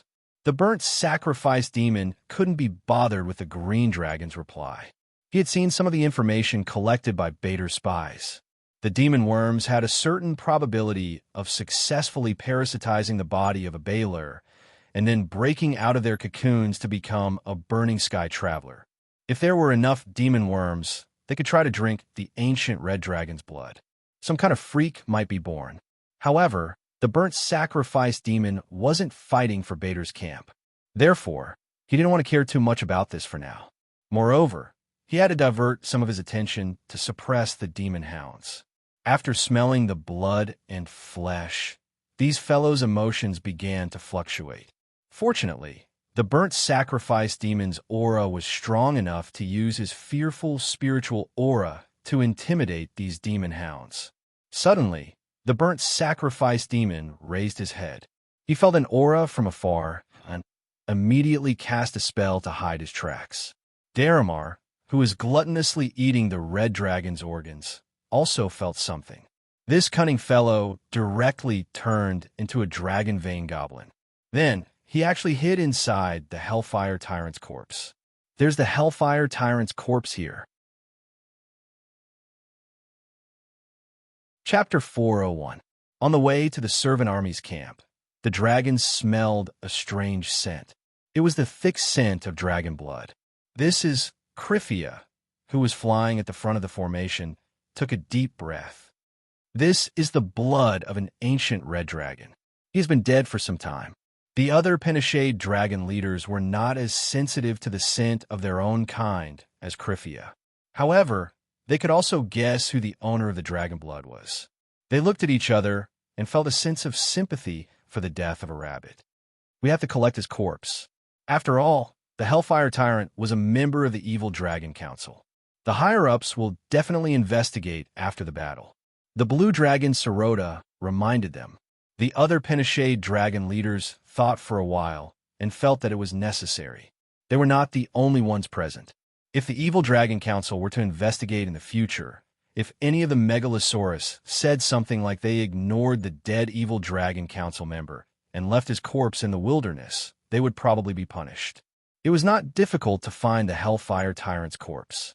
Following the scent of the dragon blood and sensing the change in temperature in the air caused by the dragon blood, they could easily deduce the exact location of the dragon's corpse.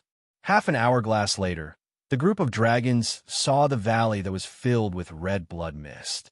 Hot air carried the smell of blood and rose upwards.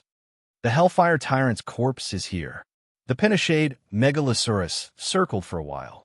Seeing that there were no abnormalities, they began to dive down. Even the white dragons who were not used to the high temperature started to approach the dragon's corpse out of respect for their former commander. Ding! Detonation device has been activated. Please avoid it carefully. The burnt sacrifice demon, who had concealed himself and was hiding in a pit at the edge of the valley, crushed the ruby in his hand.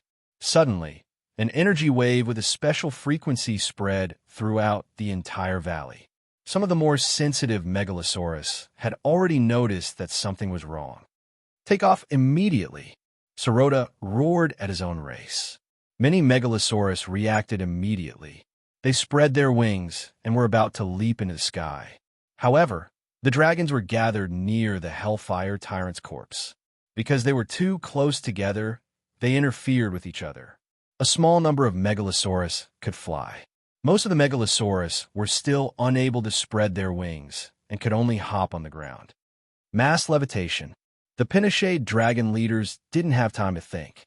They hurriedly cast levitation spells on their younger brethren to make it easier for them to fly. But at this moment, the 50 alchemy bombs buried by the burnt sacrifice demon finished their countdown. The demons were good at calculation. In order to maximize the damage, they designed a small device to detonate all the alchemy bombs at the same time. Accompanied by a thunderous sound, flames and shock waves surged out from the ground, mixed with many sinister steel balls and shrapnel. The Megalosaurus, which was still on the ground, suffered the most damage. The scales on its body were damaged to varying degrees. The blood that carried ice flowers, lightning, flames, and strong acid flowed wantonly and finally merged together. Some of the unlucky Megalosaurus happened to be above the alchemy bombs and suffered the most damage. Some of them had large holes in their stomachs. Some of them had their tails broken. Some of their lower limbs were blasted into a bloody mess. This is a trap. Sirota, who had just recovered from the dizziness caused by the shock waves, quickly shouted, "Be careful of the enemy's attack." Like the most accurate prophecy, the words of the extremely old blue dragon were immediately confirmed. After receiving the signal, the entire Bartho army attacked. Don't leave any survivors. The burnt sacrifice demon walked out of the hidden cave and loudly ordered his subordinates. 2 companies of demonic hounds were the first to pounce on the dragons. These flesh-eating demons were stimulated by the smell of blood in the air and couldn't control themselves. Before the blood-armored demons could release the chains, some of the demonic hounds broke free and pounced on the injured Megalosaurus with bloodshot eyes. To them, eating the flesh of Megalosaurus wasn't as simple as satisfying their appetite. In their lives, the demonic hounds could eat the flesh of more advanced creatures several times to evolve themselves. Through the flesh of the Megalosaurus, they could greatly increase their strength and permanently retain some of the Megalosaurus talents. Therefore, in the eyes of these greedy demons, the injured Megalosaurus were simply treasures made of flesh and blood. Even without the order of the burnt sacrifice demon, the demonic hounds didn't intend to let even a single Megalosaurus go. Of course, this was only their wishful thinking. If the burnt sacrifice demon led the blood-armored demons to fight, the demonic hounds wouldn't be able to do anything to the furious dragons. After all, from a certain point of view, the injured Megalosaurus were actually more dangerous. They would become more ferocious in the face of their enemies. A few demonic hounds barked as they surrounded an old white dragon. In the previous explosion, the abdomen of this Megalosaurus was heavily injured. Although he had used his cold breath to forcefully seal the wound could rupture at any time if he moved slightly. Therefore, this old white dragon didn't dare to spread his wings and fly. He could only try his best to stagger towards the place where his kind were gathered. The devil hounds madly rushed to his side, blocking his path, and quickly began to hunt him down. Heavy fog spell. Facing the enemy, this old white dragon, whose intelligence was not inferior to any of the other Pinochet dragons of the same age, clearly spat out a draconic incantation composed of 1 or 2 syllables. The air around him instantly became foggy, and tiny frost was evenly distributed in the air. The demonic hounds that pounced towards the white dragon all plunged into the area covered by the fog. It was as if they were hit by the grease spell and couldn't maintain their balance. The old white dragon didn't hold back. He extended his razor-sharp claws and tore apart the neck of a demonic hound. Then, while trying his best not to aggravate the wound, the white dragon forcefully swung his tail and smashed the head of another demonic hound. Mental retardation spell. Seeing its companion die tragically in front of its eyes, the last demonic hound struggled to escape, but was hit by the spell of the old white dragon. It stood there stupidly and was finally smashed into a meat patty by the white dragon. Similar scenes played out continuously. Other than those megalosaurus that were fatally injured or died in the explosion, the other members of the megalosaurus army were mostly at ease when facing the siege of the demonic hounds. Until the overwhelming number of hellfire crossbow bolts came. It's the blood-armored demon. Seeing the tall humanoid creature in the distance and the weapon in its hand, the megalosaurus quickly determined who the enemy was. We can't fight it head-on, retreat quickly. If they didn't suffer from the explosion with the strength of the megalosaurus, they might not be too afraid of the blood-armored demon. But now most of the megalosaurus were injured.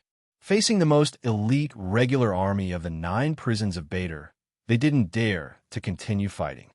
Damn it, why are these Batsu attacking us? Shouldn't they be allies? Chapter 402.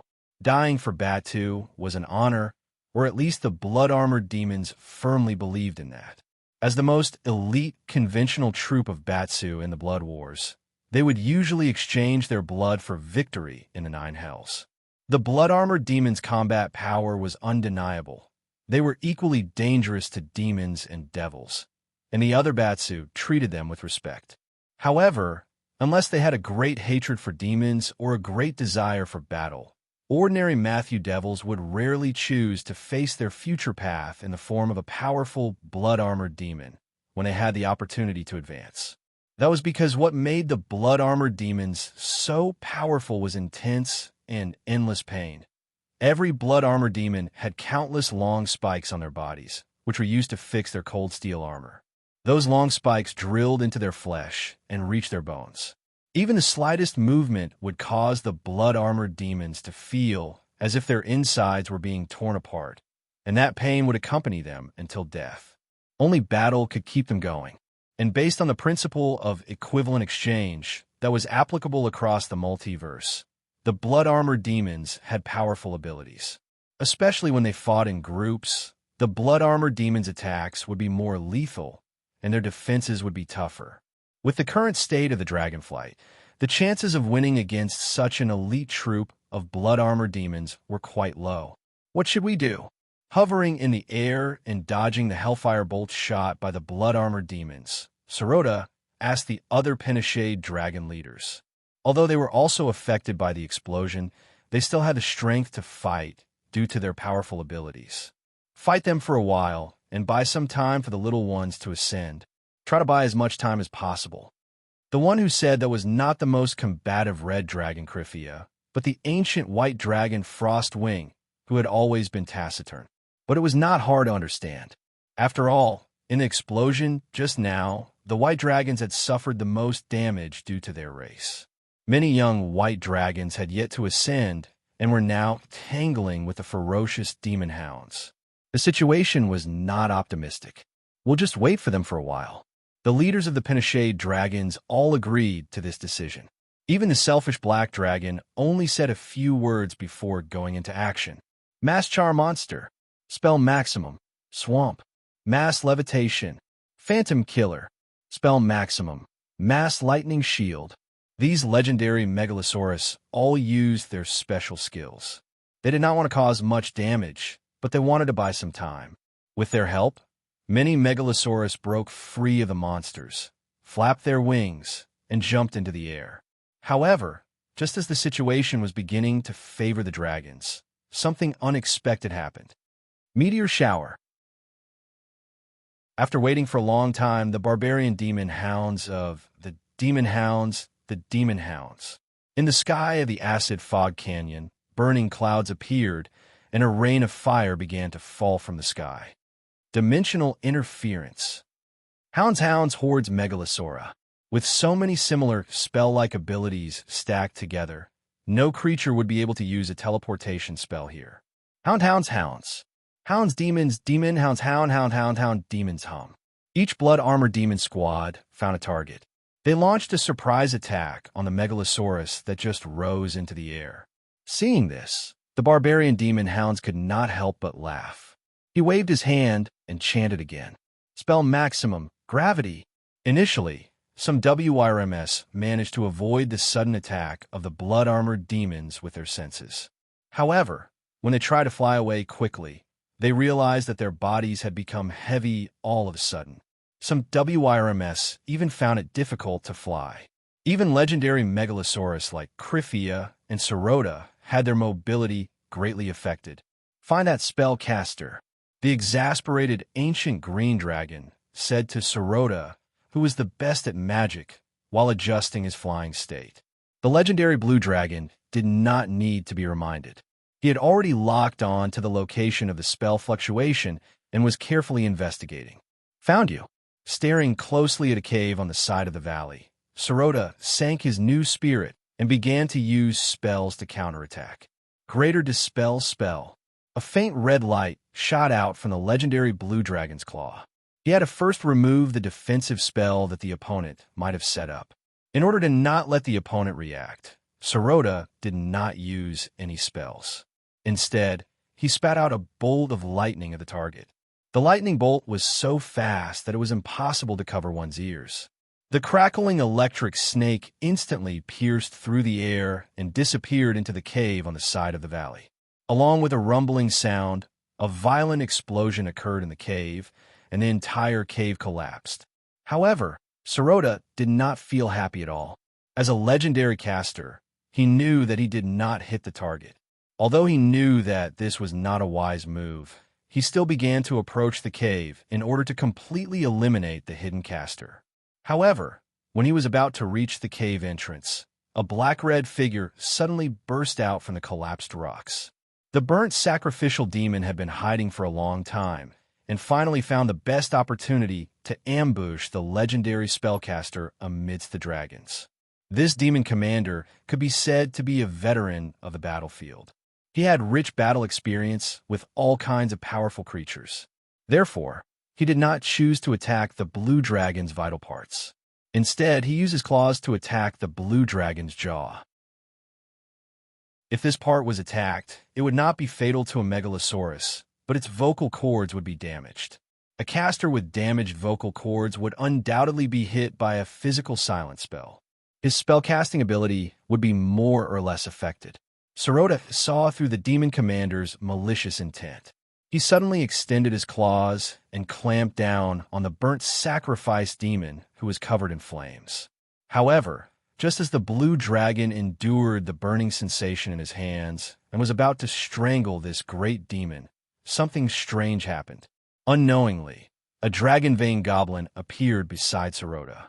Due to its small size, it did not attract the blue dragon's attention. Seizing the opportunity, Daramar quickly transformed into a green dragon. While Serota was holding onto the burnt sacrifice demon, he viciously bit at the blue dragon's neck. After tearing open a wound, he still did not let go. Acidic breath with strong corrosive effects flowed down the legendary blue dragon's throat and into its intestines. Serota's organs began to dissolve. Just as he was about to fight to the death and kill the green dragon who had ambushed him, the burnt sacrifice demon broke free from its restraints. The demon's heavy fist viciously imprinted itself on the megalosaurus's head. The heavily injured Serota finally fell to the ground. Fresh blood, mixed with the melted internal organs, flowed wantonly. Chapter 4:03. In just 2 or 3 days, the dragons had been defeated twice in a row. Nearly half of the Megalosaurus no longer had the chance to soar in the sky. The remaining dragons were only able to escape under the protection of the legendary Megalosaurus. Brandishing a greatsword made of flames, the burnt sacrificial demon beheaded its last opponent, a legendary-level ancient white dragon. Although a battle to his heart's content would always make this demon commander happy, it was clear that this time was an exception. Not only because too many of his blood-armored demons had died in battle, but also because too many Megalosaurus had escaped from the encirclement. Damn it! The burnt offering demon's expression changed as the burning armor glowed red. That green dragon's information is wrong. When Daramar sold the plan to him, he only said that there would be dragons attracted, but he did not say that there would be so many of them. However, although the burnt offering demon had considered this problem, he had neglected this point in the end. From what he knew, the Pinochet dragons rarely gathered like this. After being defeated by a powerful demon, they would not regroup so quickly. However, he did not know that many of the Megalosaurus that came to the acid Fog Canyon plain had families like Sirota. Of course, the burnt offering demon would not punish himself now. After all, he still had an ally that he could use to shift the blame. The demon commander's eyes scanned the battlefield in the valley and quickly found Daramar's figure. Immediately, a look of disdain flashed in his eyes. Daramar was actually eating the dragon's bones like a demon hound. It should be noted that the dead Megalosaurus were the green dragon's kin and comrade in arms when they were alive. The burnt offering demon thought for a moment and reignited the extinguished flames on his body. He spread his wings and flew toward the green dragon.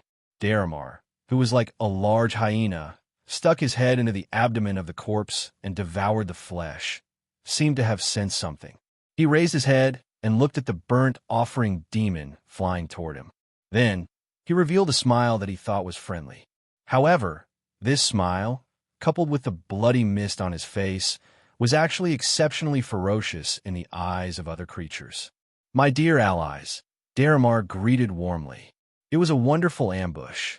Our cooperation was flawless." The burnt sacrifice demon interrupted him without hesitation. "Perhaps, but you have to explain to me." The demon commander clenched his fist, and the blood-armored demons who received the order came closer. "Why are there so many Megalosaurus attracted? There are a lot of them." Dharma chuckled. "That's why it's cheap. Isn't it good to kill so many Megalosaurus?" Flames surged out of the burnt sacrifice demon's eyes. "You have a glib tongue. Since you maliciously broke the contract, I will punish you." The blood-armored demons surrounded the green dragon and raised their hell spears. As long as their commander gave the order, they would rush forward. Faced with the situation where he was about to be pierced to death, Daramar's face finally revealed a trace of panic. The green dragon lowered his head and roared. "You're breaking the contract. I have something with you as collateral. You can't break the contract." The burnt sacrifice demon took out Nazario's origin armor and threw it on the ground in front of him. Then he stepped on it. "Of course I won't break the contract, even if it's an agreement with a lowly reptile like you. Now, the collateral isn't in my hands." But at this moment, the burnt sacrifice demon discovered that although the green dragon's expression didn't change, there was an uncontrollable surprise in his eyes. Then, he discovered that there was an extra ruby in the green dragon's claw. The burnt sacrifice demon was very familiar with it. Not good. A violent explosion suddenly occurred from the soles of the burnt sacrifice demon's feet. He didn't have time to use a teleportation spell before he was hit by the shockwave.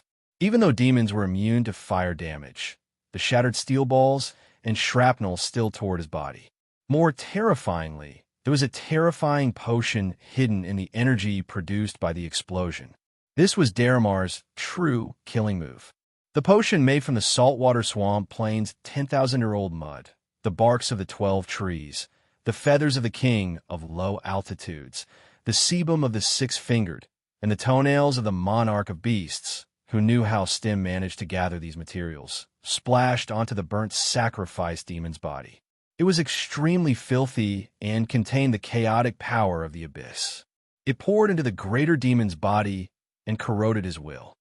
No, the burnt sacrifice demon roared loudly. He kept brandishing his sharp claws and mercilessly peeled off his ember-like flesh. But all resistance was futile. The terrifying potion seeped into the demon's skin and extinguished the inextinguishable flames on his body. Finally, it touched the core of his soul. With a roar of despair, the burnt sacrifice demon's body was like a piece of burnt coal. It was dyed gray from the outside. Kacha. First, both of his arms were severed at the elbows. Then, his torso was torn apart. His wings turned into ashes. His head, which had a terrified expression, lost its support and finally rolled to the ground. Even though Daramar was also injured by the explosion at close range, he still took a step forward and stomped on the burnt offering demon's head with his huge claws, crushing it into pieces. Sorry, I didn't even use my strength, and you fell. The green dragon opened his mouth and laughed wildly. However, the surrounding demons, including the blood-armored demons who were known for their foolish loyalty, did not move at all. It was as if they had no intention of avenging their commander. This was because a small flag had appeared from the burnt sacrifice demon's body the moment he died. Daramar held it tightly in his hands. Making a deal with a demon was no different from asking a tiger for its skin. It was 100 times worse. How could the cunning Daramar not be prepared? Although the burnt sacrifice demon had used lie detection on him and confirmed that Daramar had no choice but to ally with him because he lacked gold coins, the great demon did not know the reason why the green dragon lacked gold coins. In fact, Daramar, who had killed the Hellfire Tyrant and cleaned up many worms and demons in the neutral wilderness, already had a small fortune. However, before meeting the demon commander, Daramar had used up all of his gold coins in one go. He had exchanged many alchemy bombs and a portion of Abiz's filth soup from Stim's exchange list. Now, he had received a return of 1,000 times over. Putting away the general flag he had obtained from the burnt sacrifice demon, Daramar took out the damaged general flag he had obtained from the Hellfire Tyrant. He pushed aside the blood-armored demons and hound demons that were blocking his body and walked to the Megalosaurus that was lying on the ground due to its heavy injuries. Submit or die. This is an easy choice. After obtaining the specious loyalty of a dozen Megalosaurus, Daramar's body suddenly expanded. He broke through the size limit of an adult green dragon and became comparable to some old green dragons. Ding! You have obtained the title Evil Dragon Legend. Legendary level +1. Ding! The reward has been issued. Please check and accept. The familiar notification sounded in Daramar's ears again. Chapter 404. When the painful death came, the Megalosaurus might not disappear. They could continue to live in some other way. For example, becoming a phantom dragon. However, for the Megalosaurus, this was not an ending that was worth looking forward to. After all, not being able to breathe, eat, and collect treasures living was tantamount to torture for the Megalosaurus. Therefore, unless there was a strong obsession, dying with grievances, very few Megalosaurus would actively choose to become a phantom dragon after death. Ding! Neutral monster phantom dragon discovered. The familiar notification sounded. Keys, who was wandering outside Boomtown and farming, was shocked. He could not help but take 2 steps forward.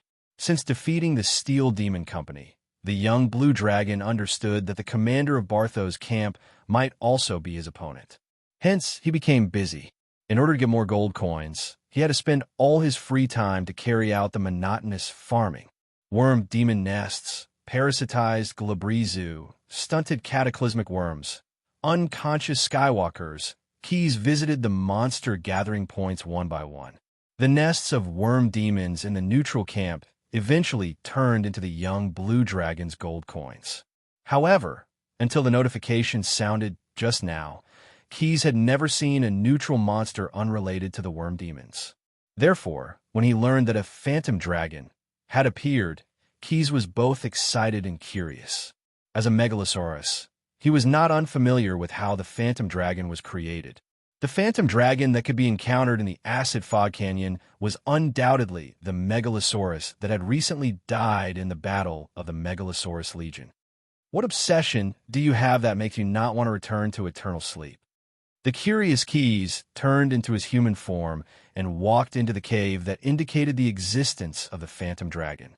However, the scene in front of him surprised him. What you? It was clearly all of you. In the not-so-spacious cave, more than a dozen phantom dragons crouched on the ground, staring at Keys, who walked in. Because it was too crowded, their ethereal bodies overlapped slightly, to the extent that it was difficult to distinguish between them. Every spirit dragon was imprisoned. They were firmly bound by several shining chains, standing upright like statues. When Keys walked into the cave, the chains suddenly flickered with fluorescent light, and with a clattering sound, they disappeared. As if they had just returned from the brink of death, these spirit dragons let out painful howls at the same time. Even though the young blue dragon had a strong will, he was still greatly impacted, and his mind went blank for a moment. Hibernating dragon, do not disturb. The spirit dragons issued a deep warning.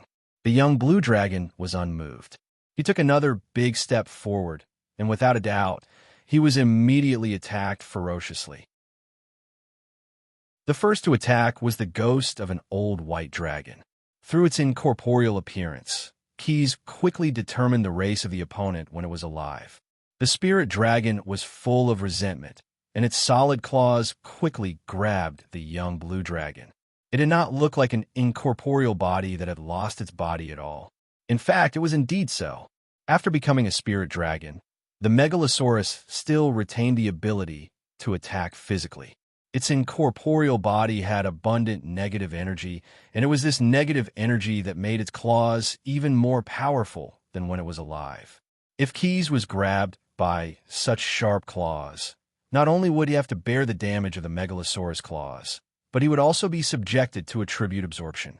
Although, with his level of tenacity, the attribute absorption of the spirit dragon's claws would probably not take effect, Keys was not interested in trying. With a light wave of his hand, a stone wall rose in front of the young blue dragon, blocking the attack of the old white dragon. With a bang, the stone wall cracked, but with this moment as a buffer, Keys's casting action was completed. Light of Lunia. The light that seemed to come from the 7 hills of heaven bloomed from the young blue dragon's hand, making the spirit dragon that was full of negative energy extremely unhappy. All of the spirit dragons were affected. All the spirit dragons in the cave rushed toward Keys at the same time. Their incorporeal bodies overlapped with each other, converging into a huge spirit dragon. Seeing that the monster was successfully attracted, the young blue dragon was not surprised but happy. Its shoulders shook slightly, and it returned to the appearance of the Megalosaurus. Keys, who had the name Giant Skull, was now much stronger than the ordinary Megalosaurus. The narrow cave was directly broken by him. Facing the charging spirit dragon, he was about to spit out a bolt of lightning from his mouth. At that moment, the spirit dragon came to a halt all of a sudden, as though sensing the impending danger. Spell maximum. Partial elemental immunity, electricity. As if an armor made of thunder, it instantly wrapped the body of the spirit dragon, making it immune to thunder and lightning damage. However, how could Keys's breath be so easy to deal with? Like a torrent of thunder and lightning, it instantly drowned the spirit dragon. There was also a powerful impact hidden in it. As the saying goes, 1 man can defeat 10 men. Although Keys was not a pure-blooded power dragon, his own strength made the impact of the power he spat out not inferior to the legendary Megalosaurus. Even if the spirit dragon's body was an incorporeal body, it could not directly face such a terrifying and pure impact. As if it was continuously crushed by an invisible sledgehammer, the spirit dragon's body bulged and caved in. Through casting a protective spell on itself, the spirit dragon was immune to thunder damage, but the pure energy of the force field was as if there was no thickness, and this undead megalosaurus was quickly dismembered. In an instant, the body of the spirit dragon fell apart, and the spirit dragons returned to their original bodies. Keys? Stop it. No, shut up. Although all the spirit dragons suffered a lot of damage after being separated from their condensed form, some of the stronger ones regained their consciousness. When it saw the iconic giant head of the young blue dragon, as if it had an epiphany, the spirit dragon Sarota let out a loud roar.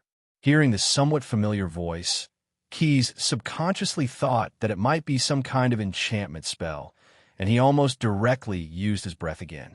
However, the strange blue dragon shadow, without horns, suddenly appeared on its head, and the young blue dragon shut its mouth in shock. With a gulp, Keys swallowed his saliva and suppressed the breath that had already surged to his throat. He stared at the spirit dragon in front of him. "Your Excellency Sarota, how did you—" At this moment, the familiar notification sounded again. Ding! Subduing the spirit dragons with strength, gaining the fear of all the spirit dragons. You can choose to recruit it. After thinking for a while, Keys chose to confirm. After all, Sarota had treated him well in the past, and the young blue dragon knew how to be grateful. There was no need to exterminate the other party for a few gold coins. Moreover, with Sarota's strength and the fact that he was in the Megalosaurus army, he had now fallen and become a spirit dragon. There must be something hidden. In this strange game, Keys felt that he had to find out what had happened recently. And the news that Sarota had told him was indeed a long story. Chapter 405. So, the Megalosaurus army has been defeated, and there's a traitor among them. He's allied with the devils? After listening to Sarota's narration, Keys could not help but ask. That's a green dragon. His name is Dalamar. The one who spoke was not Sarota, but another legendary megalosaurus that fell in the ambush, the ancient white dragon Frostwing. Hearing the explanation of this old senior, Keys first nodded slightly to express his respect for the legendary megalosaurus. Then, he fell in a deep thought. Judging from the current situation, the Megalosaurus army that originally belonged to Bader's camp had most likely been reduced to the role of neutral wild monsters. In the eyes of those red-eyed greater devils and demon lords, they were simply walking bags of gold coins. In order to verify his guess, Keys opened the neutral wild monsters distribution map. Incomplete. There was indeed a lot of new information on it. Those arrogant Megalosaurus were now gathered together in 2s and 3s. They did not even dare to stay with too many of their kind for fear of being betrayed. They could only form small groups, and these groups were the neutral wild monsters that were refreshed. Closing the scroll in his hand, Keys felt that the current situation had become confusing. The acid fogworms that were supposed to be the main force of the demon camp in the acid fog canyon were now mostly neutral wild monsters. The tyrant worm that had successfully become a god was now nowhere to be found. Instead, the king of beasts on the 600th floor of the abyss was carrying the banner of the demon camp. The devils from the 9 prisons of Bader, under the leadership of various commanders, were fighting among themselves. There was also an unknown green dragon that seemed to have become an overlord by betraying the Megalosaurus army. The current acid fog canyon plain had become a mess because of the dwarf gods game. It could not be cut, and it was a mess. The only thing the young blue dragon could rely on was nothing more than his companions and Boomtown that was firmly in his hands. Maybe there are these spirit dragons, Keys suddenly thought. Recruiting neutral wild monsters is probably also a way to fight for the ultimate overlord. In fact, from a certain perspective, his guess was correct. The reason why Stim spent so much effort to set up such a game that encompassed the entire plane was not only to fulfill his contract with the Tyrant Worm, but also to test the game. Overlord's Glory was the latest masterpiece of the god of virtual games. Its biggest feature was its extremely high degree of freedom. The gold coins collected by all participants could be used to increase their own strength or to develop their own forces. Every choice would have an unknown effect on the participants. Even Stim could not control the final direction of these choices. To put it simply, Keyes had recruited the spirit dragon, which had turned into a neutral wild monster. It could be considered as expanding his own forces. Furthermore, the expansion of his own forces would help him fight for the position of Overlord. Thus, his actions were tacitly approved by Stim. Keyes came to a realization. He brought the spirit dragons, led by Sorota and Frostwing, back to Boomtown. Immediately, he began to spend the gold coins. If he only worked hard but did not spend, he would never be able to become strong. Although this was not something to look forward to, the truth was the truth. The gold coins that he had accumulated over the past few days were all used up in just half an hourglass. Instead, they were replaced by piles of materials. Bartholomew's iron smelting, Stygia's eternal ice, molten iron lake steel ingots, replacement gears and springs from the polymorphic demonic grave in the mechanical realm, and the abandoned multi-stroke engine in Morden's Illicino mansion. Although in a sense, most of these materials were useless to their original owners. After using Stim's gold coins to crazily add points to his forging and machining skills, Keyes now had the ability to turn waste into treasure. The rest would require some enthusiasm and imagination. Ding dong, ding dong, ding dong.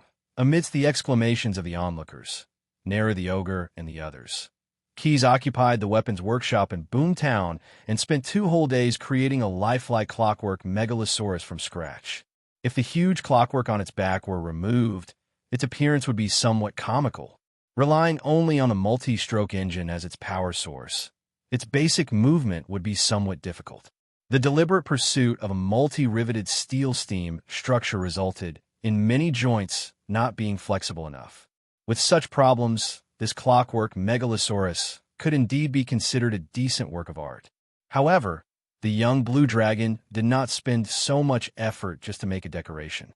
He had one last unique process to make this clockwork megalosaurus even more magical. Sorota looked at the piece of eternal ice that Keyes handed to him in amazement. This material came from Stygia, the 5th level of Bader. Because it was cursed by the Master of 9 Hells, it was used to imprison the 5th Lord Levistus, who had failed in the paying the bill operation. Therefore, not only would it never melt, but its hardness was even greater than that of ordinary gems. Honorable Duke of Thunder, Keyes smiled and faced all the phantom dragons. And all your compatriots who died unjustly, have you ever wished to personally realize your dream of revenge? Although I can assure you that I will skin that cunning green dragon and pull out its tendons, the young blue dragon added. But don't you want to do it yourself? Use your teeth to tear the enemy's throat, and use your sharp claws to crush the traitor's bones. The provocative words of the skin aroused the enthusiasm of all the phantom dragons and finally turned into a unified sentence. What should we do?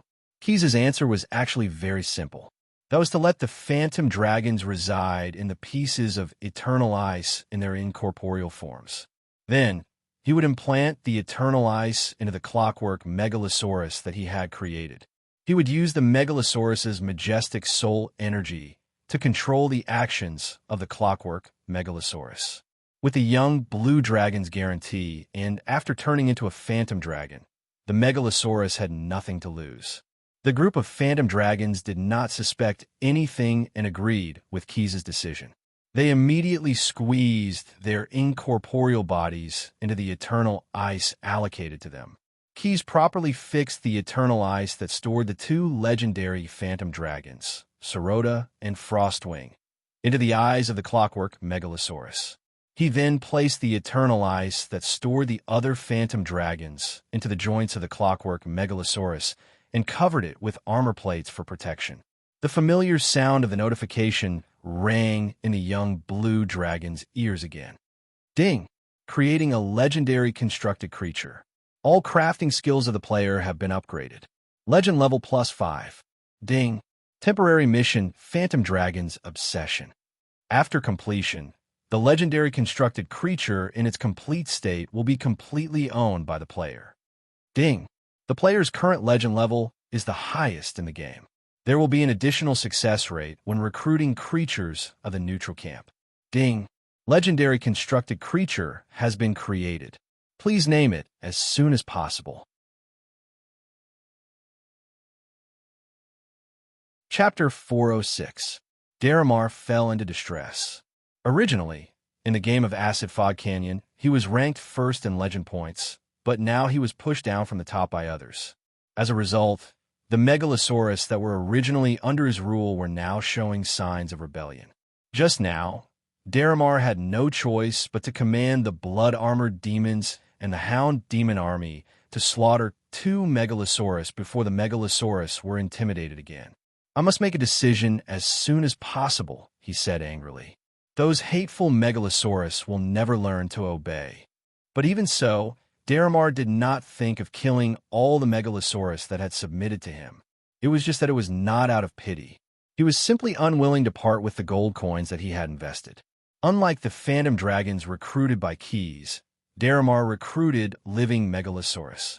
They had to spend a lot of gold coins every day, and the use of the gold coins was laughably to buy food. Daramar never thought that he would have to worry about the problem of food and drink. However, even if it was just exchanging for energy blocks made of unknown materials, it would still be a large expenditure of gold coins to satisfy the daily basic needs of the Megalosaurus. Even though he had inherited the city of the burnt sacrifice demon and had taxes as subsidies, he was barely able to survive. If he slaughtered all the Megalosaurus now, he would not have to worry about rebellion, but his previous investment would go up in smoke. Where did this stinking bug come from? He actually dares to obtain a higher legend point than me. Did he have the great achievement of ambushing the Megalosaurus to split the spoils? Sitting on the seat that originally belonged to the burnt sacrifice demon, Daramar, who had transformed into a dragon vein goblin, seemed particularly small. But the blood-armored demon guards standing on his left and right were all silent when they heard his roar. It should be known that when this green dragon went crazy, it would not hesitate to eat its own kind to show its ferocity. It was simply more demonic than the devil. After venting the anger in his heart, perhaps it was just suppressed in the depths of his heart, Daramar rested his chin on his elbows and carefully calculated.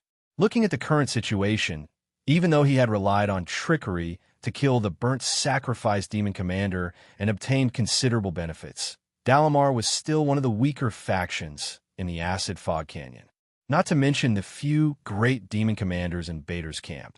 Just the Tauren who had defeated the Megalosaurus army alone and who was suspected to be a demon lord was an existence that he could not defeat. As for the competition to become the final overlord of this game, as well as the apotheosis reward that might be obtained after becoming the final overlord, he was determined to obtain it. "I'm still too weak," Dharma thought to himself. "Otherwise, I wouldn't feel so helpless right now.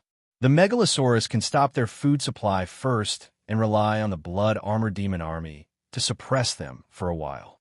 Most importantly, I still have to increase my strength as soon as possible."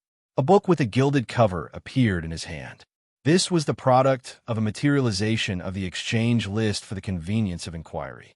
As the game continued, more and more new exchange items kept appearing on the exchange list.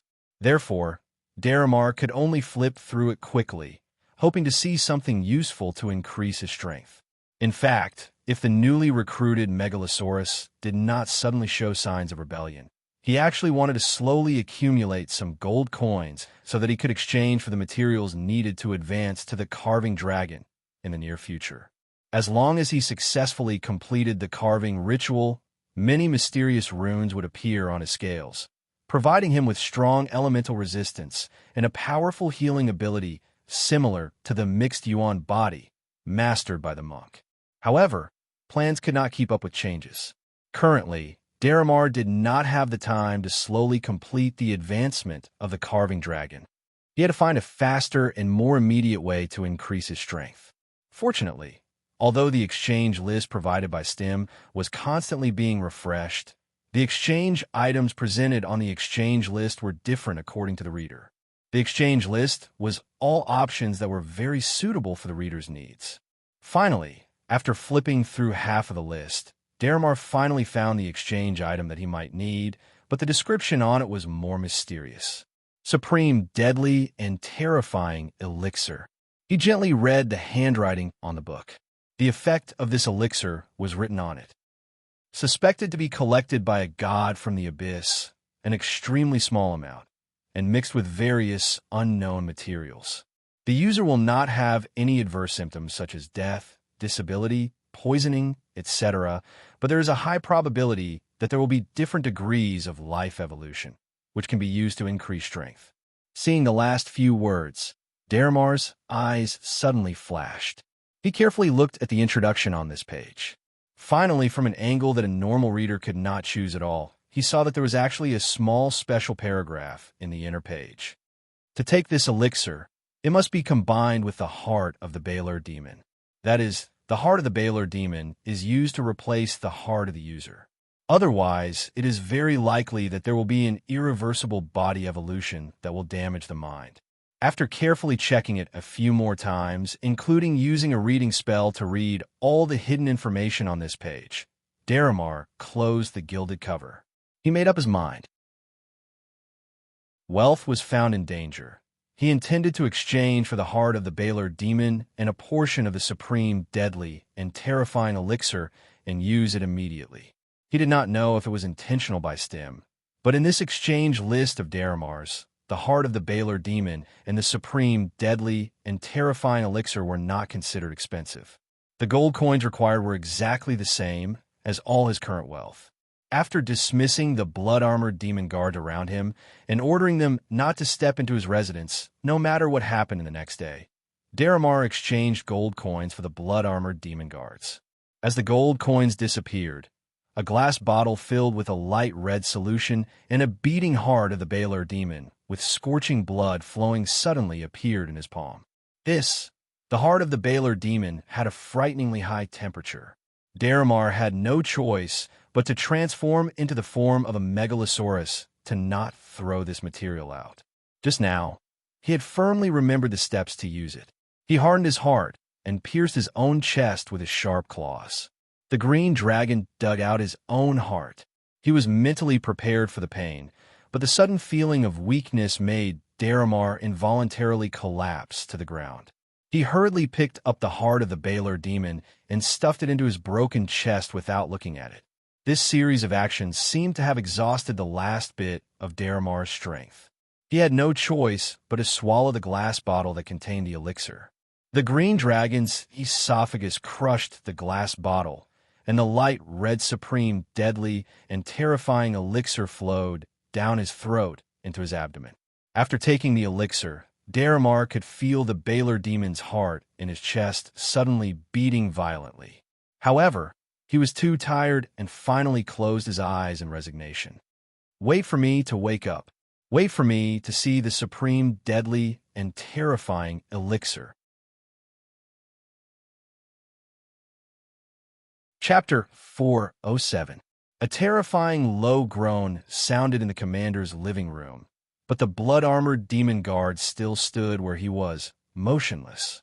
Ever since Daramar gave the order to forbid entry, they had not stepped into his living room for 3 natural days.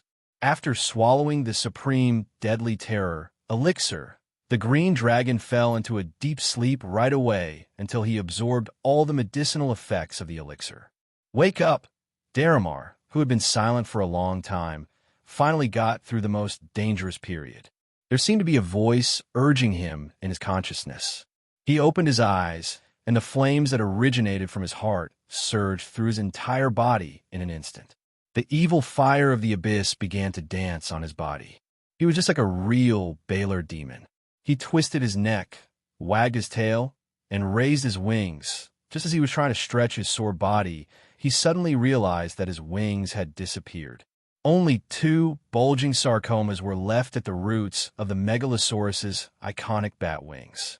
An inexplicable panic invaded the green dragons. If he could still be counted as one, all of Daramar's rationality.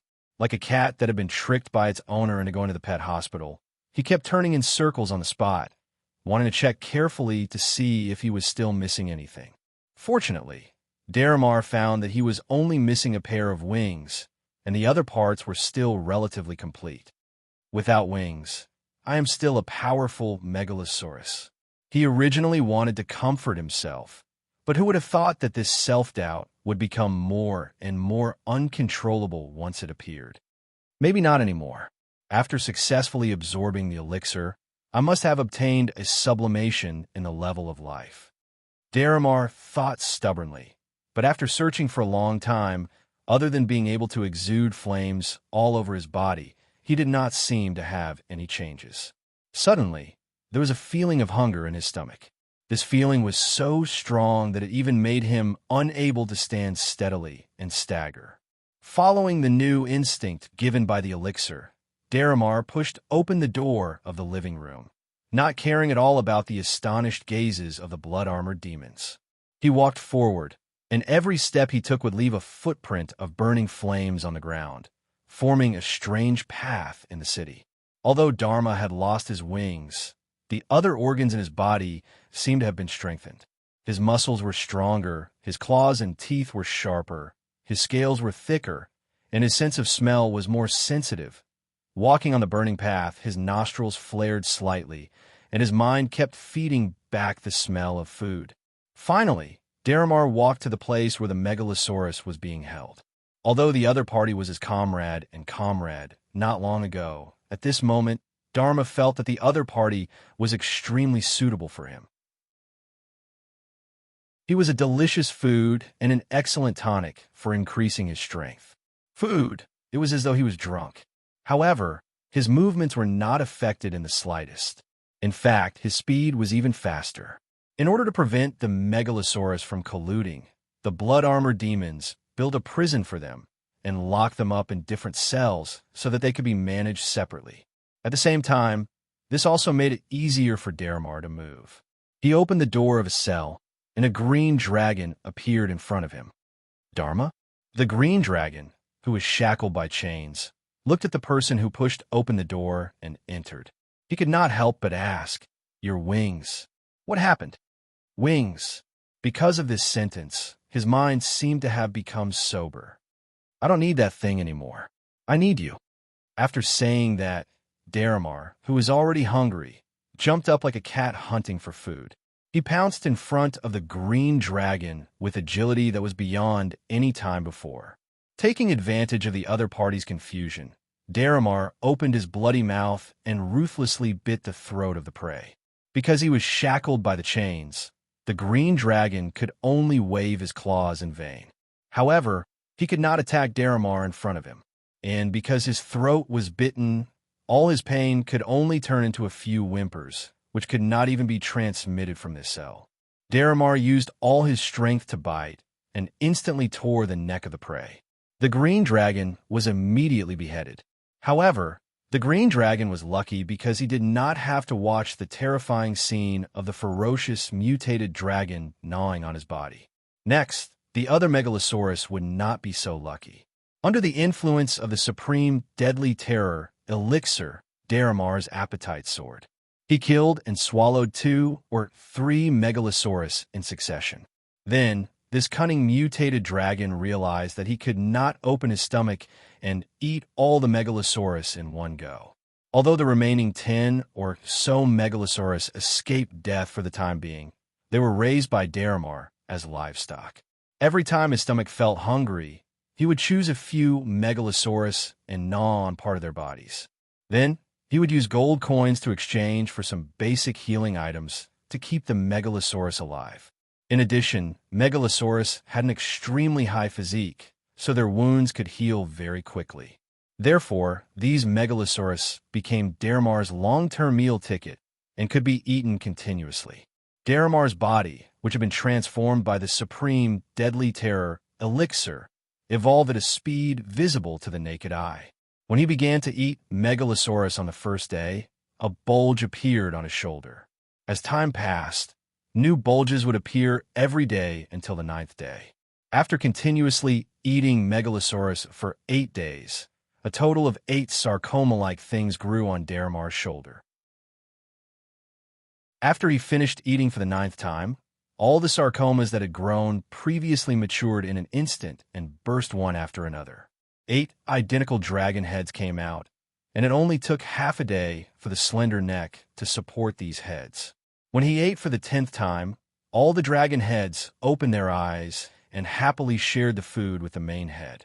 9 mouths opened at the same time, and Daramar's appetite seemed to have increased a lot. This time, he could no longer suppress his appetite. The remaining megalosaurus were swallowed up by this mutated dragon, and not a single one was left. Fortunately, Daramar finally felt that his stomach was full. At the same time, he also realized that he would not need to eat new megalosaurus for a long time in the future, unless another opportunity to evolve appeared. The familiar voice of the system notification drifted into Daramar's ears. Ding!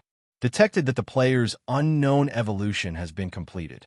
A brand new creature, the 9-headed demon dragon, has been born for the first time in the multiverse. Daramar roared excitedly, and the 9 heads raised together, roaring towards the sky of the acid fog canyon. From this moment onwards, he finally broke away from the restrictions of the megalosaurus and became the ancestor of a brand new species.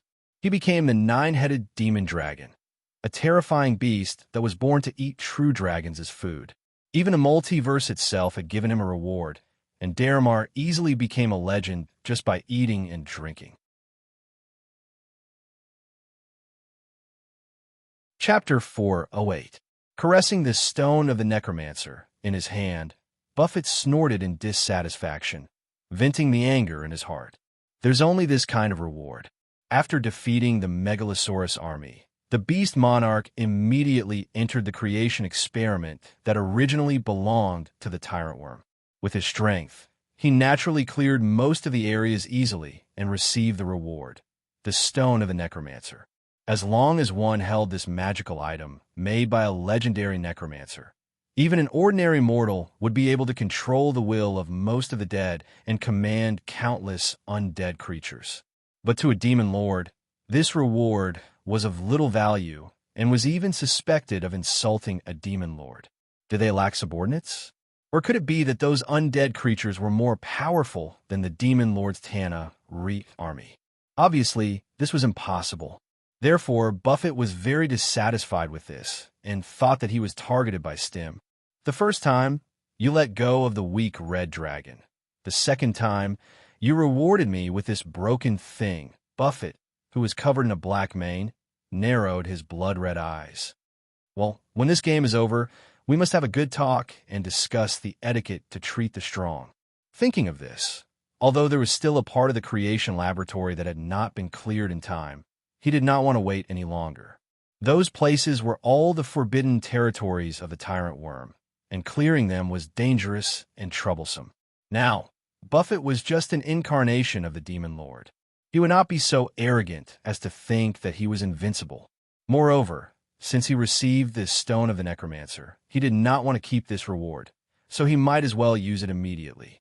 Anyway, the game had become a little boring for him, so using the magical item as a reward to speed up the progress was a good idea. Give me an item. Buffett's mouth suddenly curled up and communicated with the exchange list that Stim issued to him. Well, I want the Great Graveyard of Dorison. Ding! Exchange for Great Graveyard of Dorison requires all the gold coins currently accumulated by the player. Please be sure to confirm carefully. Of course, the Beast Monarch chose to confirm again. At the same time, he felt a little curious and gloating, as everyone knew, in the bottomless abyss, the Knoll King Yeenagu and the Tauren King Buffett were mortal enemies. Dorison was Yeenagu's most important ally at the moment. Not long ago, the unlucky Ghoul King was forced to leave Orcus, one of the 3 leaders of the Abyss, and turn to the relatively weak Yeenagu for protection. And now, because of Buffett's evil intentions, the King of Ghouls had to bear another painful memory. Who dares to steal my great necropolis? On the 421st floor of the Abyss, in the Palace of the Pale Kingdom, Dorison roared loudly while sitting on his throne. Just a moment ago, one of his 23 great tombs had vanished without a trace. One had to know that the great necropolis was an important part of his strength. It was used to produce powerful abyssal ghouls. As a result, Dorison had set up layers upon layers of deadly defenses around the necropolis. However, Against a god who could access the domain of crafty approach and theft, his defenses were still rather weak.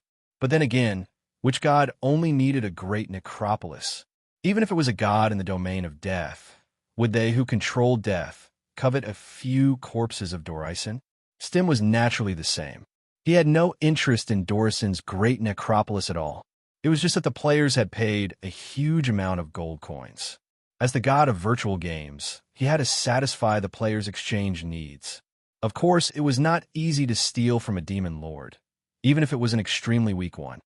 It took a full 5 days for Dorison's great necropolis to be moved into the acid fog canyon plain and placed in front of Buffett. Ding! Dorison's great necropolis has been successfully exchanged. Please check. The system notification rang out beside the beast monarch's ears. To a demon, a mere few days was like a fleeting moment. It was not worth mentioning at all. He was sitting on the giant bull demon Ponators, checking on the recovery of his mount's injuries. Ponators had regained his fighting strength, and Dorison's great necropolis had been successfully exchanged. These 2 pieces of good news added to Buffett's mood. This is more or less the same. He took out the stone of the necromancer. As early as the beast monarch had come into contact with this magical item, he had already understood how to use it. As he had battled with many strong, undead creatures, he knew even more about the tricks of the necromancers than the exchange instructions. He held the stone of the necromancer in one hand. With a slight squeeze, cracks appeared on the outer shell of this magical item. A stream of water with abundant negative energy gushed out of his nose and washed over the stone of the necromancer. Due to the similarity, the damaged outer shell of this magical item was peeled off little by little and dissolved into the stream of water. It was then washed away. Runes with magical aura appeared in Buffett's palm. Just as they were about to dissipate, they were stopped by a spell. These magical runes were the core secrets of the legendary necromancers to control the undead creatures. It was very troublesome to analyze them, but Buffett didn't need to do so. Just like how one didn't need to know how to program to use software, he only wanted to use the runes hidden in the stone of the necromancer to summon the undead creatures in the great necropolis more quickly.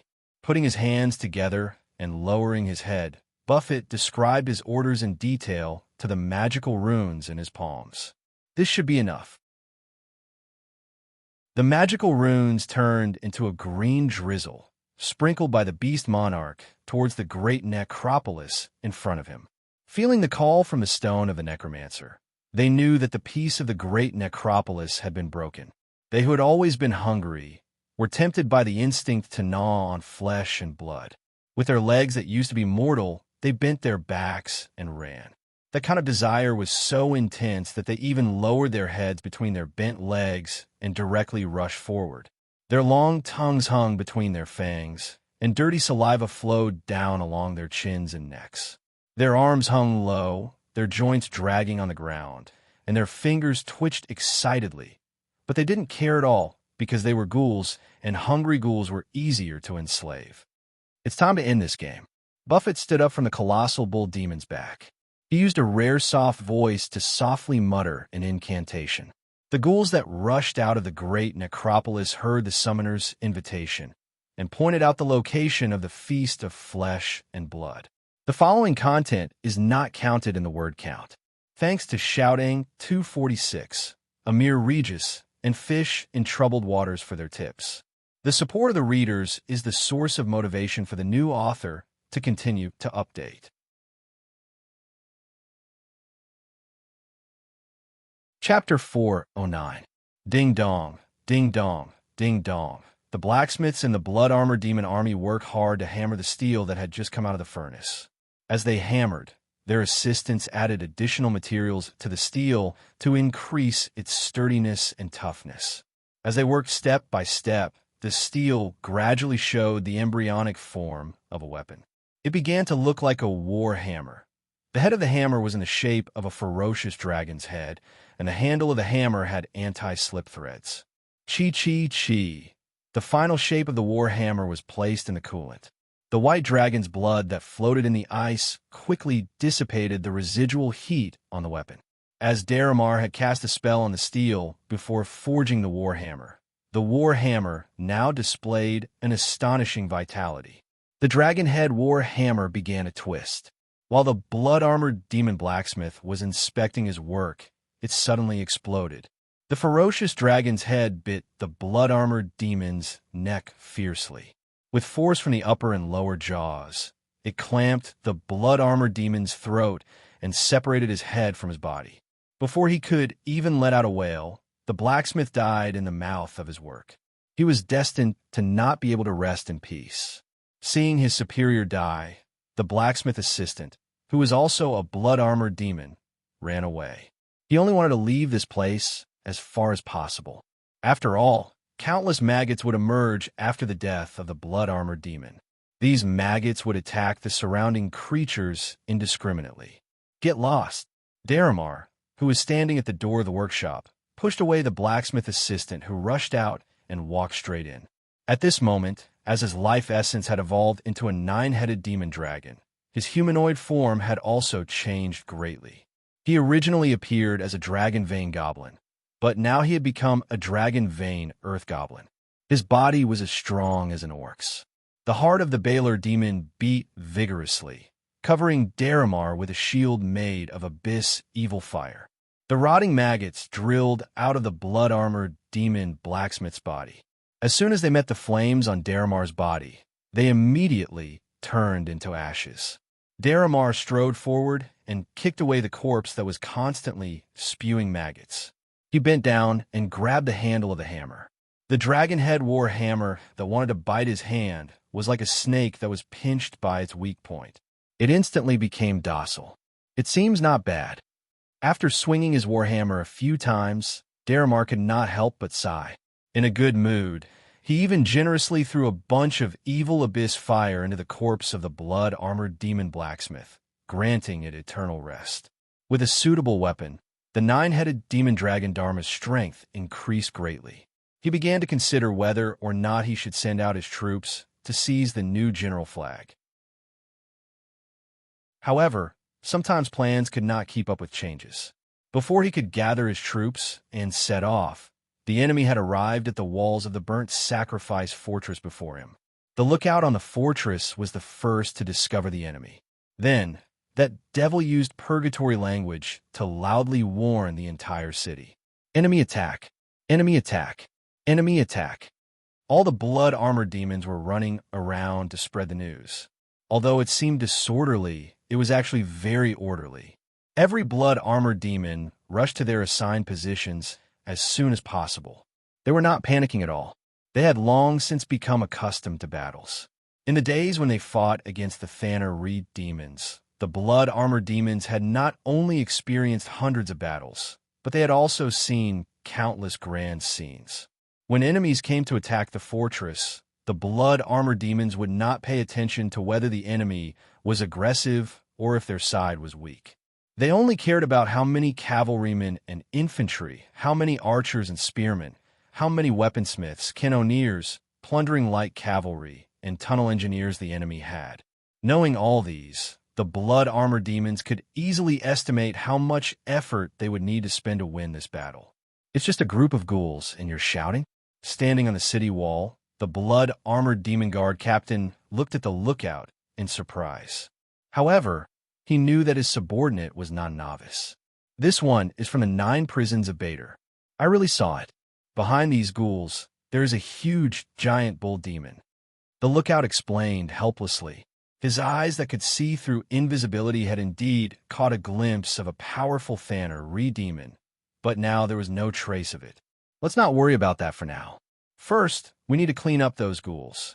With so many undead creatures gathered, there must be someone commanding them. The blood-armored demon guard captain waved his hand and immediately gave his order. Then, he teleported away from the city wall. Sitting on the throne that originally belonged to the burnt offering demon, Daramar listened to the information brought back by the blood-armored demon guard captain. A huge giant bull demon, the 9-headed demon dragon, squinted his eyes slightly. It's very likely that the existence suspected to be the demon lord has brought his subordinates here. As for those ghouls, I'm afraid it's also his doing. Although he cannot be sure, he knew that he could not be careless in the face of a suspected demon lord attack. Send out the demon hound army, Daramar ordered. There's also a lot of meat on the ghouls. It can satisfy the demon hound's appetite. Due to the burnt offering demon's previous management, this fortress stored a lot of military equipment. There were more than 30 Hellscream alone. However, Daramar did not want to waste these ammunition. In comparison, it was more practical to send the demon hound army to battle. As the order was passed down, the gate of the doghouse in the fortress was opened again. Hungry demon hounds swarmed out, under the blood-armored demons berating and chasing. These demon hounds from the 9 prisons of Bader charged towards the city wall while salivating. There was no need to open the iron gate of the fortress. When building and repairing the city wall, the burnt offering demon had specially ordered the craftsmen to leave several dog holes. With just a bit of magic power, the mechanism blocking the dog holes would be moved aside, allowing the demon hounds to pass through with their heads lowered. Even though the ghouls were undead creatures that emitted an indescribable stench, the demon hounds still salivated when they saw them. In the past few days, Daramar had no choice but to reduce the expenditure of the fortress in order to accumulate gold coins to exchange for the materials needed to forge the Dragonhead Warhammer. The demon hound army bore the brunt of this. Their daily ration had shrunk to 1/3 of the original. They could no longer eat as heartily as before. No matter how small a mosquito's leg was, it still had a piece of meat. Not to mention the ghouls that were not much smaller than normal humans. Rotten meat was still meat. It was better than no meat at all. At the same time, the abyss ghouls that crawled out of the great necropolis actually had the same idea as the demon hounds. Furthermore, their hunger was even stronger than the demon hounds. After all, these undead creatures were cursed for eternity. Even if they were already dead, they would still suffer from the constant torment of hunger until one day they would turn into ashes. Thus, a rather comical scene appeared. Obviously, these 2 evil creatures had sharp claws and stood on 2 feet when fighting. But when they clashed, whether it was the demon hounds or the ghouls, their first choice was to open their big mouths.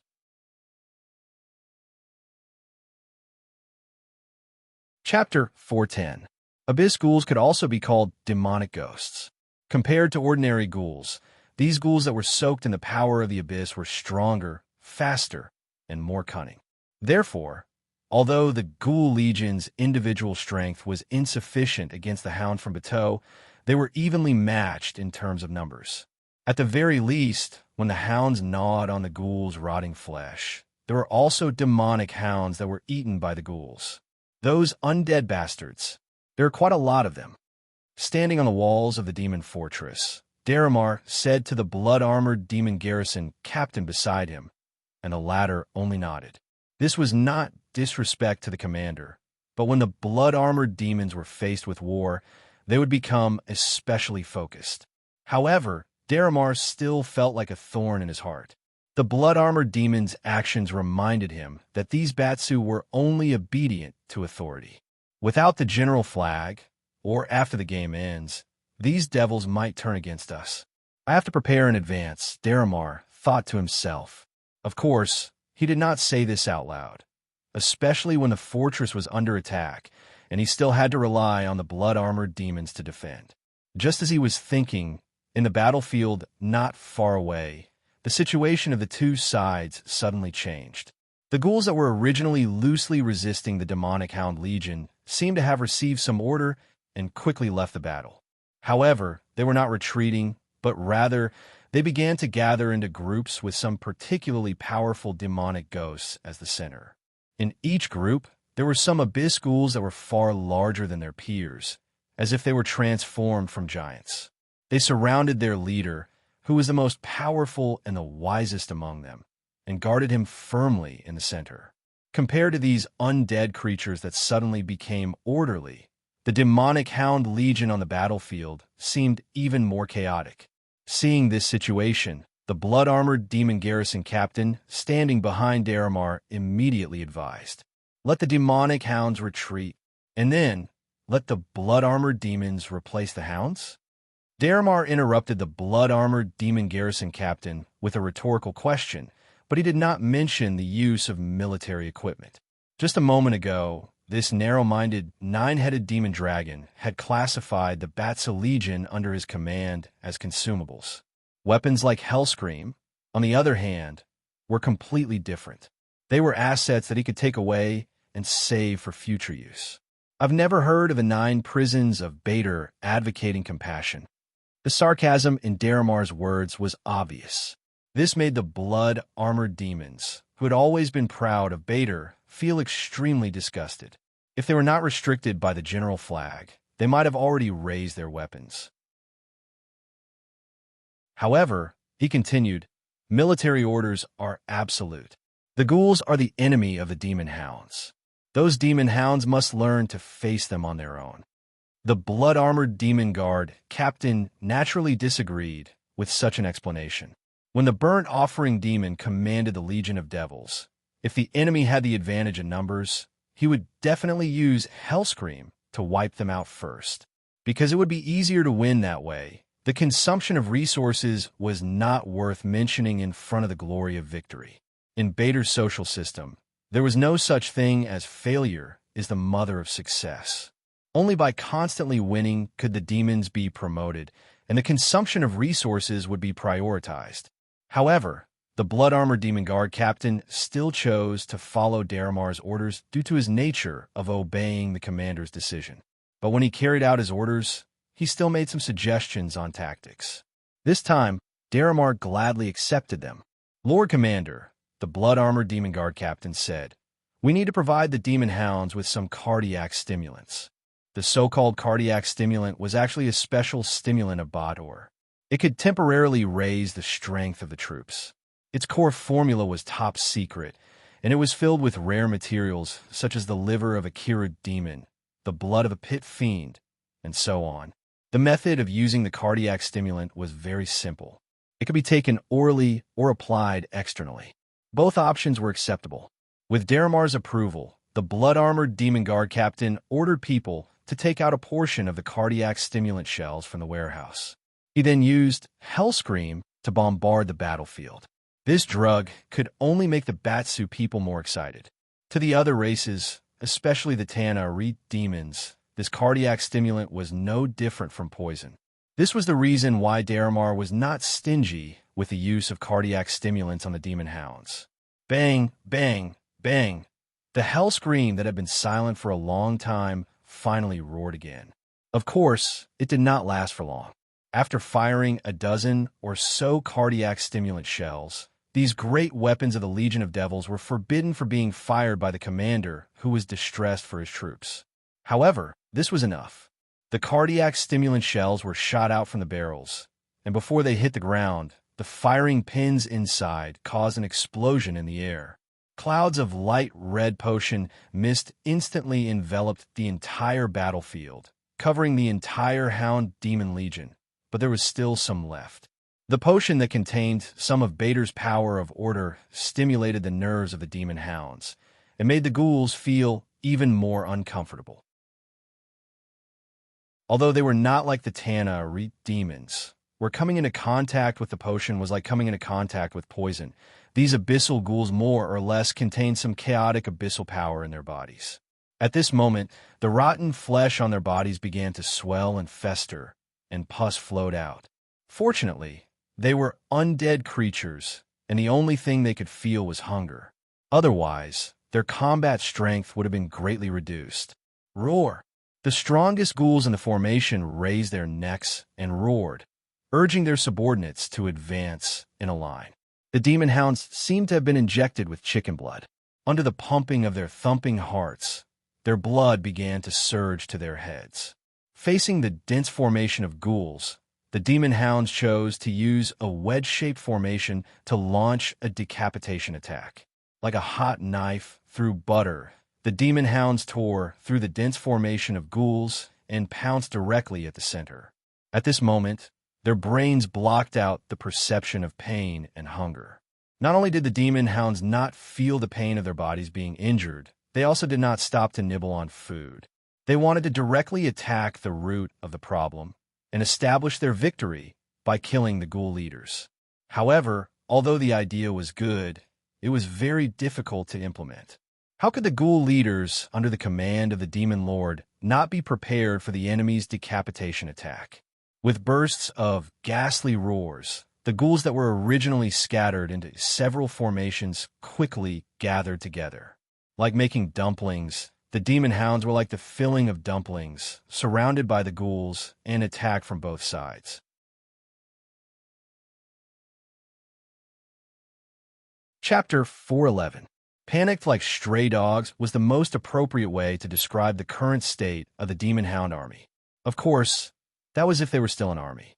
After being surrounded by the abyss ghouls, the demon hound from Bader were like dogs that had been locked up and beaten. Even though the demon hound's strength had increased due to the effects of the cardiac stimulant, they were still almost completely wiped out in the end. Originally, the burnt offering devil beast raised a few hundred devil hounds, but after escaping from the ghoul formation, less than a tenth of them survived, and all of them were injured. The demon hounds ran in the direction of the devil's fortress while barking madly. If translated into the purgatory language, these words could almost include some of the words that would be raped by the Bartholomew 9 hells. They were asking questions. They were asking why the commander allowed them to die in the formation, why he didn't send any reinforcements, why he didn't send any artillery support. However, these questions were destined to be fruitless. Raise your crossbows and prepare to fire. Daramar waved his hand, and the blood-armored demon garrison captain helplessly conveyed the commander's order to his subordinates. Every blood-armored demon had a hellfire crossbow in addition to the hellfire spear in their hands. It was their natural weapon. In their hands, these heavy crossbows made of brass and bone didn't need to be strung at all. They only needed a simple spellcasting action to shoot out an attack similar to a flame arrow. It was not a true flame arrow, but a small amount of pure Bader's power that could ignore most energy resistance. Therefore, this attack could also kill the devils that were immune to fire. In fact, the demon hounds that were running back received the first wave of attacks. Thousands of blood-armored demons pulled the trigger at the same time, and the flame arrows flew out like a swarm of bees. Whether it was the demon hounds or the abyss ghouls, as long as they were within range, each monster received one or two. Quickly load the crossbows and fire a few more times. Like a wheat field that had been cut by a sickle, the monsters all fell to the ground. Daramar could not help but excitedly give the order when he saw this. Because the hellfire crossbow could only be used by Batsu, it was especially suitable for the blood-armored demons to use, so he did not treat it as his own. Daramar did not feel the slightest bit of heartache when he gave the order. He also did not consider whether using it frequently would cause damage to his equipment. Under his urging, the blood-armored demons shot dozens of times in a short period of time, almost plowing the ground in front of the fortress. The ghouls that had been preparing to attack the city had all fallen to the ground. Because their undying nature had been annihilated by Bartho's power, they had all died with hatred. Because Daramar's order was too hasty, the hellfire crossbows of some blood-armored demons exploded, causing a lot of extra damage. Coupled with the casualties of the devil hounds, half of the burnt sacrifice demon's original army seemed to have been cut in half. However, Dalamar wasn't a burnt offering demon. He was the first 9-headed demon dragon in the multiverse, so he naturally wouldn't feel the pinch. The only thing that bothered him was that until now, the exchange system's notification still hadn't appeared. This meant that Stim had yet to determine that the commander of the Abyss schools had failed. It was very likely that the other party still had other tricks up their sleeves. Due to Murphy's Law, sometimes the more you worry that something bad will happen, the more likely it is to happen. Just as the blood-armored demons were starting to deal with the casualties that had just occurred, something strange happened. Rocks the size of small mountains fell from the sky. A mountain range in the distance was suddenly overturned. An astonishingly huge monster tore off its disguise and kept throwing rocks at the fortress. It's that colossal bull demon. The blood-armored demon in the watchtower suddenly roared. However, he didn't know that his words coincided with Daramar's thoughts. Although his life essence had undergone a transition and evolved into a legendary level 9-headed demon dragon, Daramar still hadn't forgotten how terrifying that colossal bull demon was when he faced it with the other dragons in the Megalosaurus army. The moment he saw it again, he had some thoughts of turning around and running away. However, that would mean giving up on the general flag on him. All his previous efforts and all the forces he had built up would be wiped out. Therefore, he couldn't run away now. In order to compete for the ultimate overlord and obtain the generous rewards, he had to fight even if he had to bite the bullet. Damn it! Daramar's eyes scanned around. He knew that since the colossal bull demon had appeared, the suspected demon lord should not be far away. I have to find him and let the blood-armored demon legion deal with him. I only need to restrain and kill the colossal bull demon. Previously, the ancient red dragon Hellfire army had severely injured and even almost killed this colossal bull demon. Daramar had seen the whole process, so he still had a certain understanding of the strength of this colossal bull demon. He felt that he should be able to kill it. As for that demon lord, even if it should be just the incarnation of a demon lord, Daramar felt that he shouldn't fight with it easily. The other party might have some means that could easily kill him. Thinking of this, he immediately ordered the blood-armored demon garrison captain, use Hell's Roar quickly. Use spells to increase the range of the cannons. Try to cover the surroundings of the colossal bull demon as much as possible. If any invisible creatures appear, the blood-armored demon legion will immediately move out and kill them. What about that colossal bull demon? Someone must restrain its movements. If we let it throw boulders to attack the city wall, after a while. After hearing this order, the blood-armored demon garrison captain asked suspiciously. He was very clear about the number of soldiers in the fortress. You just need to kill that invisible creature. It should be a Tauren with demon blood. Daramar deliberately concealed the strength of the opponent and explained to the garrison captain, "As for that colossal bull demon, leave it to me." He raised the dragon head warhammer in his hand, threw it up, and caught it again as if showing off. Then his eyes turned cold. Hurry up and carry out the mission. Not long after, the Hell's Roar that had been fired before was pushed out again by the blood-armored demon cannoneers. Due to the huge size of the colossal bull demon, the cannoneers were ordered to cover the surroundings of its body so they could fire without much aiming. Boom! The sound of gunpowder exploding was heard. Under the effect of the range-increasing spell, the cannoneers shot out and flew into the distance. Then, with the second explosion of the cannoneers, even the soil and stones in the area where the cannoneers landed were affected. The blood-armored demon legion's lookout soon found something abnormal in the smoke and dust. The smoke and dust in a certain area were too thick. It was the result of dust accumulating on the shield-type spell. Over there, use dimensional interference.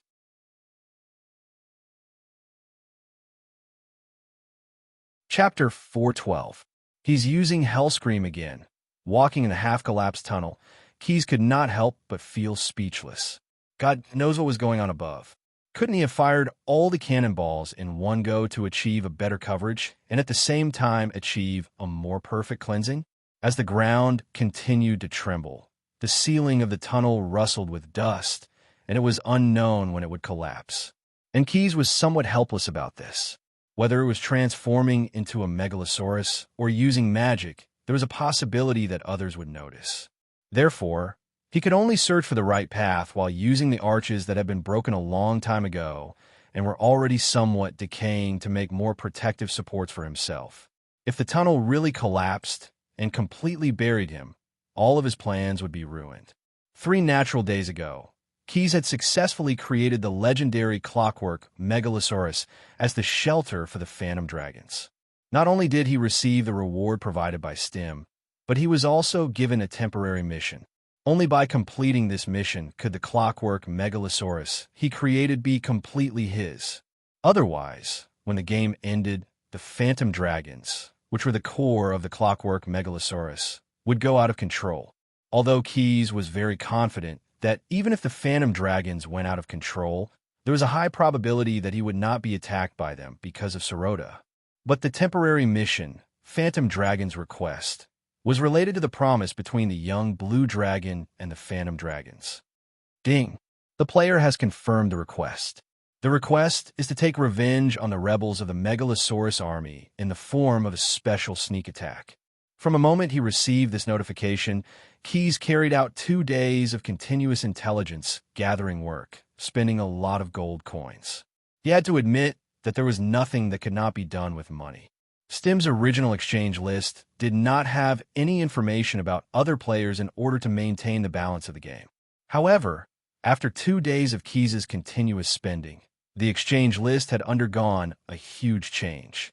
Not to mention Daramar's current location, even the direction of his body strengthening, evolving into a 9-headed demon dragon, as well as the predicament of him being ambushed by the Demon Lord Buffett's army, were clearly priced. They were sold to Quest, the rich tycoon, on the exchange list.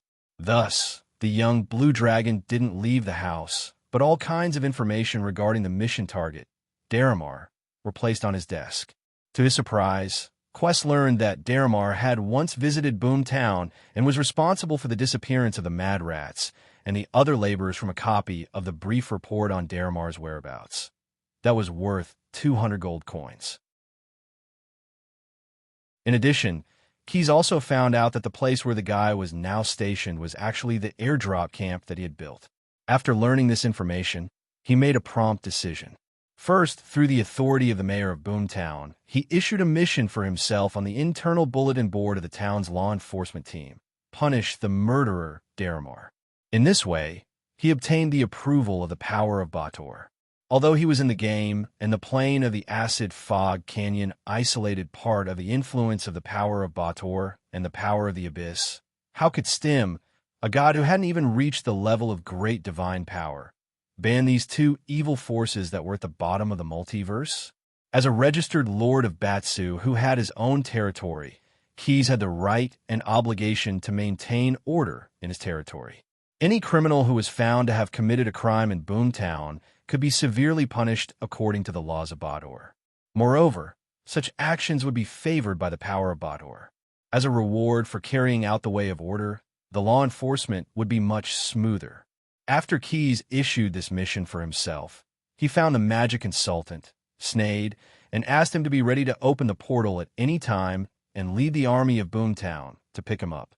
He himself went ahead and found the ruins of the laboratory where the steampunks had created the Demolic. When he showed the ultimate art to the Tyrant Worm, the mercenaries under its command escaped from the underground through a secret tunnel. Now, it was just the opposite. With the habitual thinking of the Batsu army, they would most likely guard against teleportation spells sneaking into the fortress, but they would most likely not care about a low-end technology like a tunnel. With the help of the original owner of the laboratory, Key soon found the laboratory with a big hole in the ceiling. He turned into his human form and crawled into the tunnel under the collapsed ceiling. Back then, the power of that ultimate art was simply too great. Not only did it completely burn down the surrounding mushroom forest, even the underground tunnels that were dozens of feet deep were affected. Most of the tunnels had collapsed, and a few of them were simply impassable. In addition, the blood-armored demonic cannoneers in the nearby demonic fortress had begun to fire Hellscream, and the existing tunnels could collapse at any time. If it were not for Keyes' amazing strength, which allowed him to continuously dig without feeling tired, and the Blue Dragon's strong sense of direction underground, which allowed him to accurately identify the location and not dig in the wrong direction, his plan would have been declared a failure. However, despite the effort, the young Blue Dragon still carried a suitcase with him. He did not store it in his storage space. The suitcase was not big. It was similar in shape to the bronze boxes that were often used to store official documents or valuable items in the 9 prisons of Bader. The entire suitcase was made of metal. There were only 8 hollow decorations in the corners of the suitcase. Other than that, there were no other signs. The reason Keyes carried this suitcase with him was that it contained his legendary creation, the Clockwork Megalosaurus. The Clockwork Megalosaurus was a legendary construct creature. When it was born, it was endowed with many legendary abilities of mechanical constructs. Among them was the peculiar mechanical fusion. As a legendary construct creature, the clockwork megalosaurus could temporarily establish a connection with a machine and then reverse fusion with it. After the fusion, the clockwork megalosaurus would have two forms: the clockwork megalosaurus form and the ordinary mechanical form. When in the mechanical form, the clockwork megalosaurus could quickly change into another form through a legendary action. Moreover, this transformation could not be interrupted by any means. Out of some bad taste, Keyes personally created a suitcase-like music box and let the clockwork megalosaurus fuse with it. This way, when necessary, not only could he imitate a battle scene in a famous game or comic from his previous life by throwing the suitcase around, but when the clockwork megalosaurus transformed, the suitcase music box would also play an extremely hot-blooded background music. In your background music, no one can defeat you.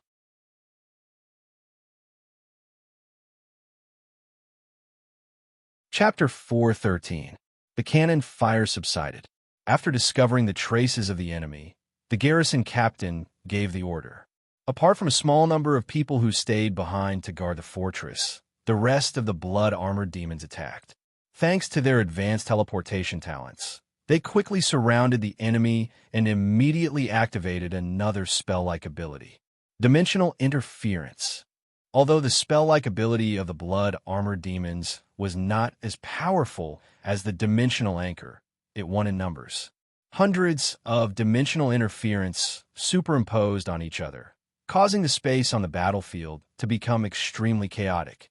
No one dared to teleport here, except for the blood-armored demons themselves. With a cold humph, Buffett removed his invisibility. He knew that this trick could not fool the demon soldiers. Immediately, this demon lord chose a tactic that was more suitable for his appearance. He raised the machete in his hand and began to charge forward. Previously, Dalamar had revealed to the blood-armored demons that Buffett was only a Tauren with abyss demon blood. However, although the blood-armored demons were blindly loyal, they were not stupid. Therefore, they did not completely believe the words of this new commander. The captain of the garrison was even more cautious. To be safe, he ordered most of the blood-armored demons to attack at the same time. But when the enemy revealed himself, he was still shocked. How could this be a Tauren with abyss demon blood? This was clearly the infamous king of beasts. Even if he appeared here, there was a high probability that it was only an incarnation. Unlike the inexperienced Dalamar, the blood-armored demons fought on the front lines and had some understanding of the various demon lords. At this time, the captain of the blood-armored demons couldn't help but sigh in his heart. How did we end up with such a commander? Unfortunately, facing Buffett, who was like a gust of wind, it was too late for the blood-armored demons to retreat even if they wanted to. They had no choice but to brace themselves and face the ferocious-looking machete head-on, bracing themselves as they charged forward. For Bateau's honor, the captain of the garrison shouted with purgatory, hoping to stimulate the blood-armored demons' fighting spirit and boost their morale. After all, if they killed the enemy here, even if it was only an incarnation of a demon lord, it was still a supreme honor for the blood-armored demons. Of course, in order to obtain this special honor, many blood-armored demons had to put their lives on the line and fight for it. Don't fight him alone. He might be the beast monarch of the tainted Tanali. Form a small team formation and attack together. The blood-armored demon guard captain was giving instructions to his subordinates through telepathy instead of words. The blood-armored demons also reacted and immediately formed small teams of 4. They were very skilled and efficient. The formation formed by the elite demon infantry was like a gradually clenching palm, squeezing towards the demon lord that was surrounded. The blood-armored demons in the front row of each squad waved their hellish spears and tried their best to stab the enemies. The blood-armored demons in the back row took out their hellfire crossbows and were ready to shoot. If it were an ordinary Than or Reed demon, he would have been flustered and lost his composure in this situation. Unfortunately, they were not only facing a demon spirit, but also Buffett, who was very experienced in battle. Looking at the spear in front of him, this powerful Minotaur demon revealed a disdainful smile. Good strategy, but you are too weak." Buffett mocked loudly as he waved the machete in his hand and knocked away the hellish spears one by one. What was more terrifying was that even though this beast monarch was surrounded, he still had energy to spare and did not seem to be in a hurry. He led the encirclement formation and moved little by little to the edge of the blood-armored demon's encirclement, because the effect of dimensional interference was the weakest there. Every time he blocked a few attacks, he would find a chance to counterattack. And every time he counterattacked, he would reap the life of at least one blood-armored demon. The blood-armored demons were fighting in small teams. The casualties in the front row continued to increase, while the archers in the back row, because of Buffett's rhythmic movements, would often lose their targets and even shoot their teammates in the front row. After the blood-armored demons died, a large number of maggots would surge out from their corpses and wildly attack the surroundings, regardless of friend or foe. But every time Buffett killed a blood-armored demon, he would always take the correct step and hide himself behind the other blood-armored demons. To put it bluntly, the famous maggot explosion had a much greater impact on the blood-armored demon army than the demon lord. Change the formation, give up on using the Hellfire crossbow, don't give him any space to move. The guard captain hurriedly changed the order. At the same time, there was another battle taking place on this battlefield. The nine-headed demon dragon Dalamar was fighting the giant bull demon Bonators. After drinking the ultimate deadly terror, elixir, Dalamar's body underwent a huge change. His body became much larger than before. Now, his nine-headed demon dragon form was even stronger than the ancient red dragon Hellfire Tyrant. It was precisely because of his physique that he was able to fight evenly with Bonators, and it was hard to tell who would win. However, even Dalamar had to admit that although there was no difference in size, his combat experience was lacking compared to the Hellfire Tyrant and the giant bull demon in front of him.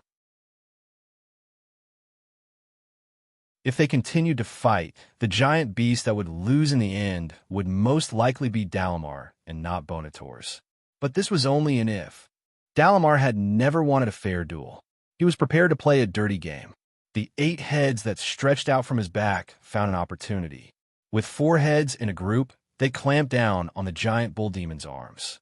Then, he placed his sharp claws on the giant bull demon's head.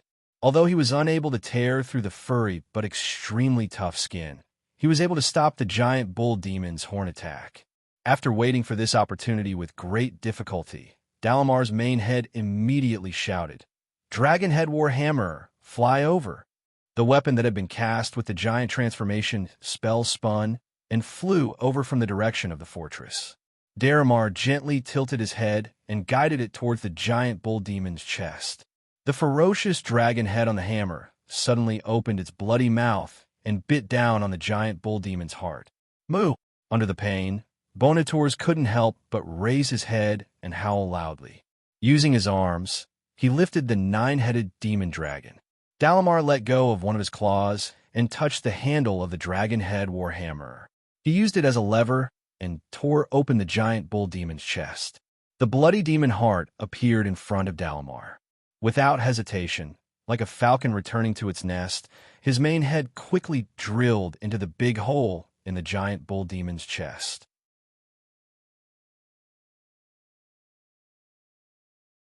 Chapter 414. When Keyes saw a broken iron door, he knew that he had reached the end of his underground march. After digging out the last section of the collapsed tunnel, an indescribable stench hit him in the face. It was unavoidable. Covering his face with his sleeve, Keyes stepped out of the secret tunnel and entered the fortress that once belonged to him. There were bloodied collars, broken bones, thick iron fences, and piles of feces everywhere. Moving carefully to avoid the dirt on the ground, Quest cut open the fence, and when he got out, he saw a nameplate.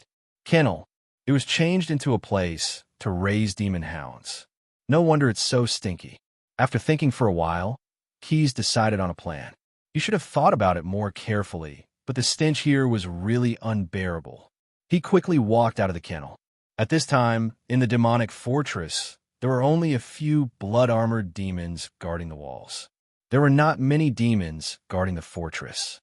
Therefore, Keyes did not spend much effort to find Daramar's current residence, which was also the command room of the burnt offering demon. According to the habit of the Batsu overlords, they would usually store some important but not too necessary things here. For example, some seals that could only be issued to certain departments. Generally speaking, those seals were for the use of the Batsu overlords to the lower-level officials.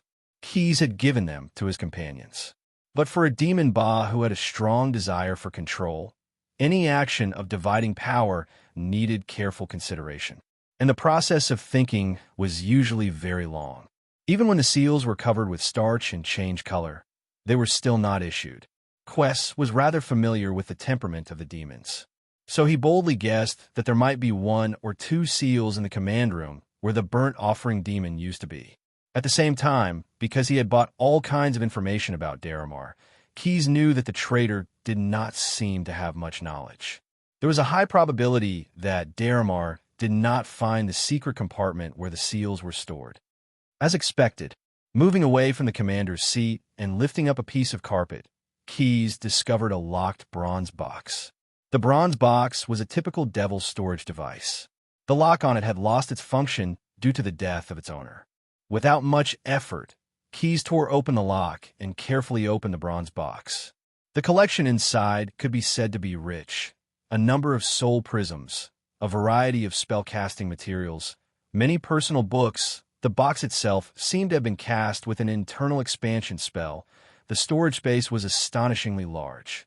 Unfortunately, it wasn't a good time to check the spoils of war. The young blue dragon quickly found a few seals.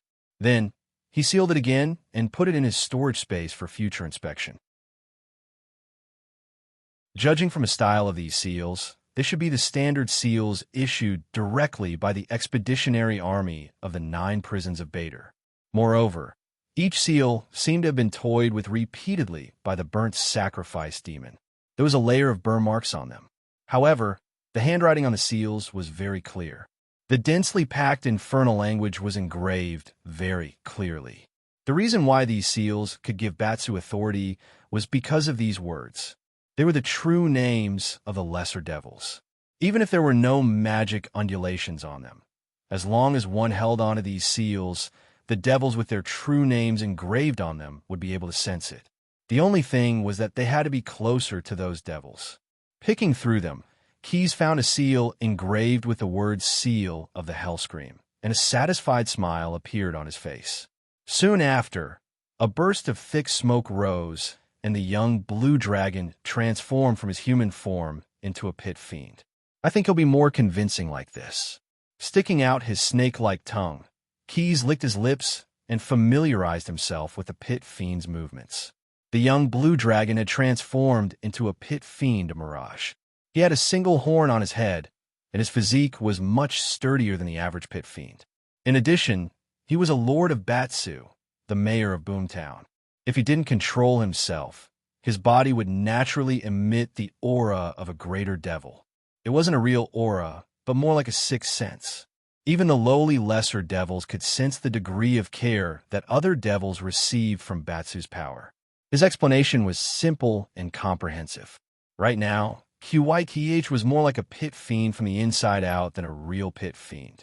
This also meant that after Keyes left Daramar's residence, he didn't have to be wary of the gore arms on duty.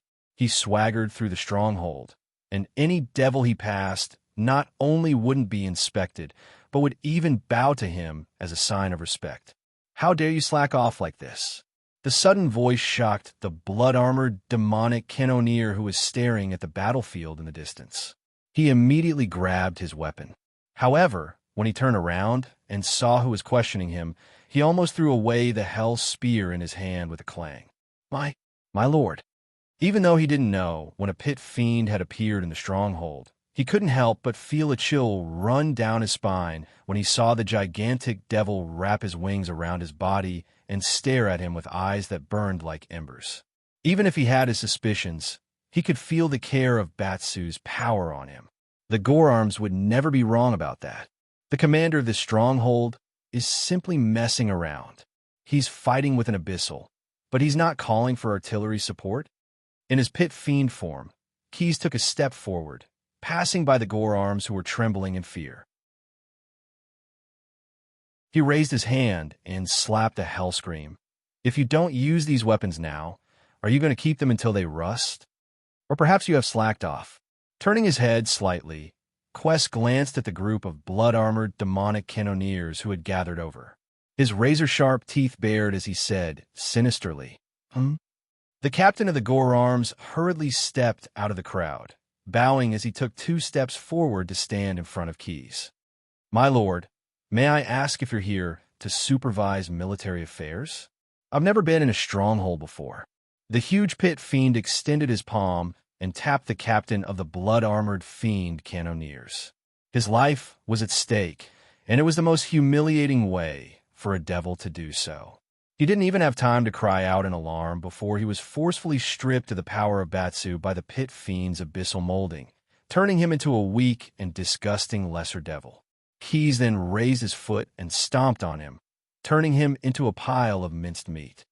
Do I need you to run your mouth? P.S. Words below don't count. Thank you to Shouting 246, Ink Journey, and Stargazing 1996 for their tips.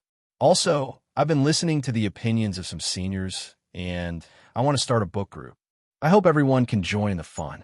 I'm just a newbie, and I've stepped on a lot of poisonous spots before, which led to the book's lackluster results. I want to change that. After all, I asked myself if this book was worth reading.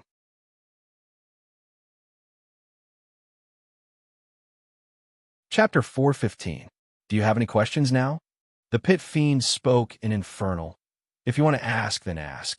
I'm in a hurry. The blood-armored fiend cannoneers were silent in response. All devils would instinctively submit to Bator. Then we'll follow the rules. Just like the rain of fire that fell from the skies of Avernus, the pit fiend's arrogant attitude suddenly changed. He took out an item solemnly and solemnly. This is the credential issued by the Bator Expeditionary Army to dispatch you. Key showed the seal he'd found in the secret compartment of Dalamar's residence to everyone. He'd skillfully completed his performance. We'll follow your orders. The blood-armored fiend cannoneers did not dare to doubt him, as they could feel their real names engraved on the seal. Although Keyes could not order them to attack Dalamar due to the influence of the general flag, he only needed to express it in a different way. Then what are you waiting for? The young blue dragon in the form of a pit fiend roared loudly. Why aren't you providing artillery support? The so-called artillery support meant that Hellscream would cover the entire battlefield where the Devil army and the enemy were fighting, regardless of whether the enemy was friend or foe. This tactic was not foreign to the Batsa Devil. In fact, it could even be said that they were very familiar with it. On the front lines of the Blood War, it was common to see the legion of devils firing thousands of cannons in unison, turning the battlefield into a scene of hell. This was because all devils were immune to fire damage, while the Tana-Reet demons only had some resistance to fire damage. The only thing to take note of was that the cannoneers had to control the point of impact to prevent the shock waves and shrapnel from causing too much damage to the devils. This was not difficult most of the time. However, the one commanding the blood-armored fiend cannoneers to provide artillery support was Keyes. What are you afraid of? He waved a whip of flames, whipping the back of the blood-armored fiend that was carefully calculating the coordinates, leaving a bloody wound. Keyes, who had transformed into a pit fiend, roared, Bader's army isn't that weak. A few cannonballs won't kill them. Aim at your commander. Keyes reached out and moved the barrel. Can't you see that he's fighting the colossal bull demon? At this time, what we need the most is artillery support. Although he hasn't given the order yet, he definitely hopes that you can send the artillery shells to him. As a master of bewitchment who could deceive the judges of Yugros, the young blue dragon's words were extremely persuasive and logical. Hell's Roar's bombardment dealt AoE damage, which could effectively kill the huge Tanaree. Although Daramar was not a devil, after fusing with the Baelor's heart, his entire body was wrapped in flames, and he was clearly immune to fire damage. On top of that, the pit fiend had taken out the seal used to command the cannoneers. The blood-armored fiends guessed that this was something Dalamar had left behind for himself. Therefore, they all obeyed Keys's instructions and turned the muzzles of the Hellscream to aim at Daramar, who was entangled with the giant bull demon, and fired. Asterisk rumble. Asterisk like a sudden clap of thunder. More than 100 Hellscream cannons seemed to burst forth with their fury at the same time. The artillery shells shot out, streaking across the horizon. At this moment, the entire battlefield could hear the deafening sound, except for Daramar himself, or rather, his main head. His other 8 heads had just grown out. Apart from being as nimble as his limbs, they had yet to develop consciousness. Thus, even if they could hear the sound, they could not allow the main head's consciousness to hear and obtain information. His main head was currently in the large hole in the colossal bull demon's chest, busily gnawing at the enemy's heart. Although the colossal bull demon was heavily injured, its sturdy muscles still clamped tightly around Daramar's neck, trying to suffocate him. Under Keys's deliberate command, the blood-armored fiend cannoneer's shells mostly hit Daramar and the colossal bull demon. Already heavily injured, Pontours was unable to resist the bombardment of the artillery shells, and many wounds appeared on his body. The Hydra's situation was slightly better. When the shells landed on its thick body, they only managed to peel off a few scales at most. This isn't enough, Keys thought to himself as he saw this scene. I need to give him something more. Worried that he would be noticed, he glanced at Buffett, who was fighting the blood-armored fiends from the corner of his eye. That should be the Beast Monarch. But why would he come to the plane of Acid Fog Canyon? But since he's here, Keys thought to himself, let's not leave. Boomtown isn't the only one that's lost in this battle anyway. Thinking of this, he patted the barrel of the cannon beside him, which was slightly hot from the continuous firing. Continue the artillery support. Don't stop. Afterwards, the young blue dragon diverted some of his attention, communicating with the exchange list of the stim game and quickly checking it. Beep. 10 rounds of impact oil shells have been exchanged. Cost, 1,000 gold coins. Please check. The familiar voice rang out once again. Even in the noisy battlefield, the voice that reached Quest's ears was still very clear. Change to this new type of shell. After the exchange was successful, he immediately ordered, aim at Commander Daramar. Provide artillery support. Following his words, a total of 10 crates appeared beside him. Each of the crates contained an impact oil cannonball. Upon receiving the order, the blood-armored fiend cannoneers who were around Keys hurriedly ran over. They were also the best at firing. They carefully took out the cannonballs from the box and filled them into the barrel of the Hellscream, which had already been pressurized with gunpowder. Fire, mixed with the surrounding sounds of firing, the combatants fighting on the battlefield did not notice the new type of cannonball landing at all. However, when the round impact oil cannonball hit Daramar, who was working hard, a violent explosion suddenly occurred. The reason it was called an impact oil shell was because it contained many alchemical potions called impact oil. The nature of this potion was extremely unstable. It was safe to store it inside the shell, but when it landed on the 9-headed demon dragon, the shell of the shell instantly shattered into pieces. The impact oil was immediately activated, vaporizing and igniting at an extremely fast speed, followed by a violent explosion. Even though Daramar was immune to fire damage, the shock wave that came close to the surface of his body still tore through his layers of scales. Many of the wounds were deep to the bone. Compared to the pain of only having his scales torn off, the pain of having his flesh and blood disappear in the explosion was undoubtedly much more intense. He fiercely contracted the muscles in his neck and quickly pulled his neck out of the hole in the giant bull demon's chest. Who dares to hurt me?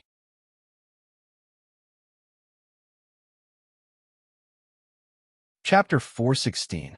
Just as Daramar was roaring in anger, the insults and insults that followed caused him to be enraged. Perhaps it would be more appropriate to say that he was enraged out of humiliation. In any case, Daramar was furious. His eyes that were stained with the blood of the gigantic minotaur opened once more in the darkness. The first thing he saw was a suitcase that was spinning toward his face. At the same time, not far from his face was a pit fiend that was laughing savagely. Because of the general's flag, Daramar knew all the information about the members of the stronghold. This devil before him was definitely not one of them. For safety's sake, he did not dare let the suitcase get close to him. Blazing flames shot out from one of the 8 heads, instantly focusing on the target. His other heads stared at the pit fiend not far away, preventing him from launching a sneak attack. Who ordered you to attack me? You. Leyland's eyes were fixed on the pit fiend not far away. Because Keyes had used perfect shape-shifting, Daramar was unable to see through the true form of the pit fiend in front of him. He wanted to ask some questions and use the devil's words to obtain some useful information. However, before he could finish, the suitcase that had been hit by the flames began to change. Hum, hum, hum. 3 consecutive sounds rang out, an extremely shocking prelude. Then, from the suitcase, which was actually a music box, an infectious melody began to play. The flames that the Hydra had spat out had not been able to harm it in the slightest.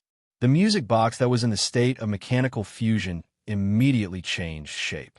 Turn courage into wings. Attack violent. Megalosaurus. Hovering in the air, Keyes could not help but voice out the background music that had left a deep impression on him from his previous life.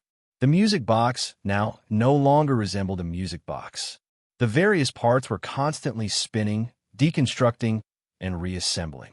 Large mechanical dragon wings popped out from within, followed by a ferocious dragon head, and finally the complete body of the Megalosaurus.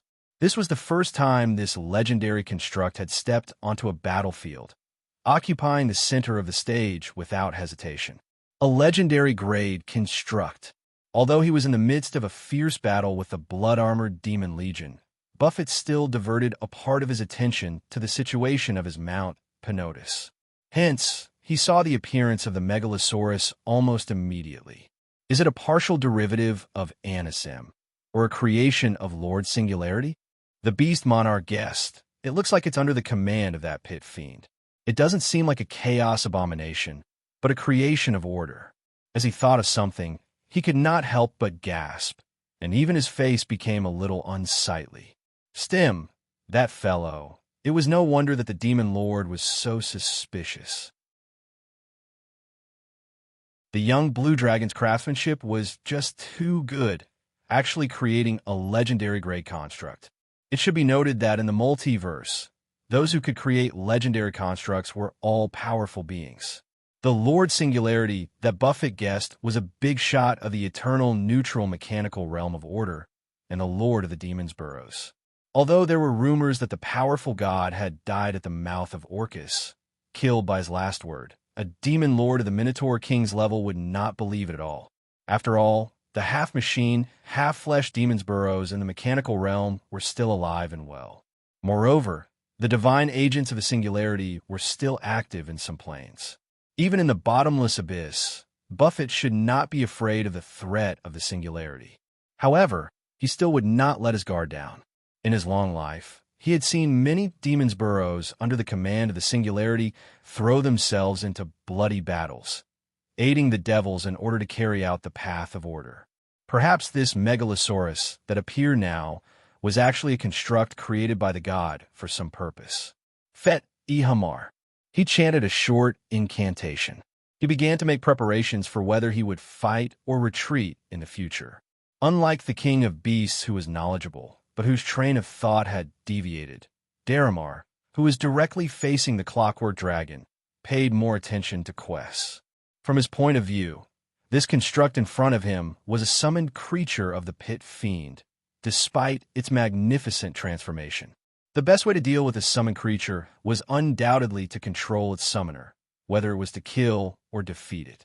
The only problem was that it was not easy to deal with the summoner who had summoned this construct. After all, it was a pit fiend. Beep. Would you like to exchange for Nethario Origin Armor? Damaged? Due to severe damage to the armor, it will cost 100 gold coins to maintain it for a third of an hourglass. Dalamar reminded himself, all efforts will be rewarded. He communicated with the exchange list to make the exchange.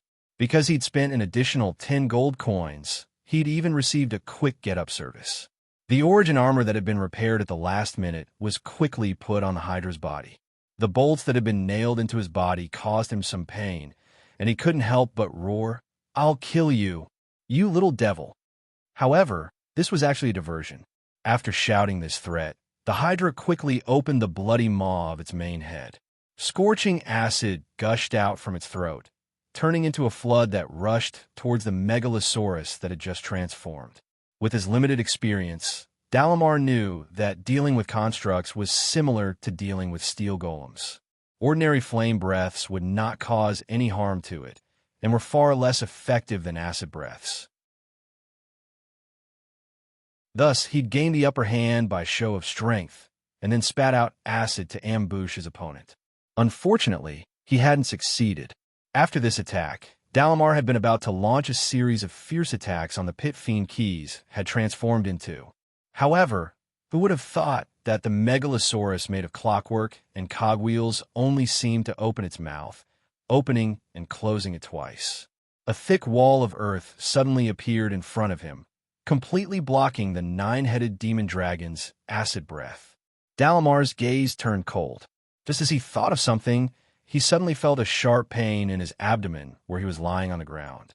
One of the heads on his back immediately bent down to look at his abdomen, but all he could see was a sharp claw waving about. Ah!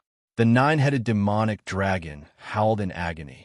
Although it wouldn't die, losing one of its heads was still excruciating. It was a heart-wrenching pain. You're tuning into the Warrior Lore YouTube channel. Don't forget to subscribe and join us on this journey to catch the most captivating stories.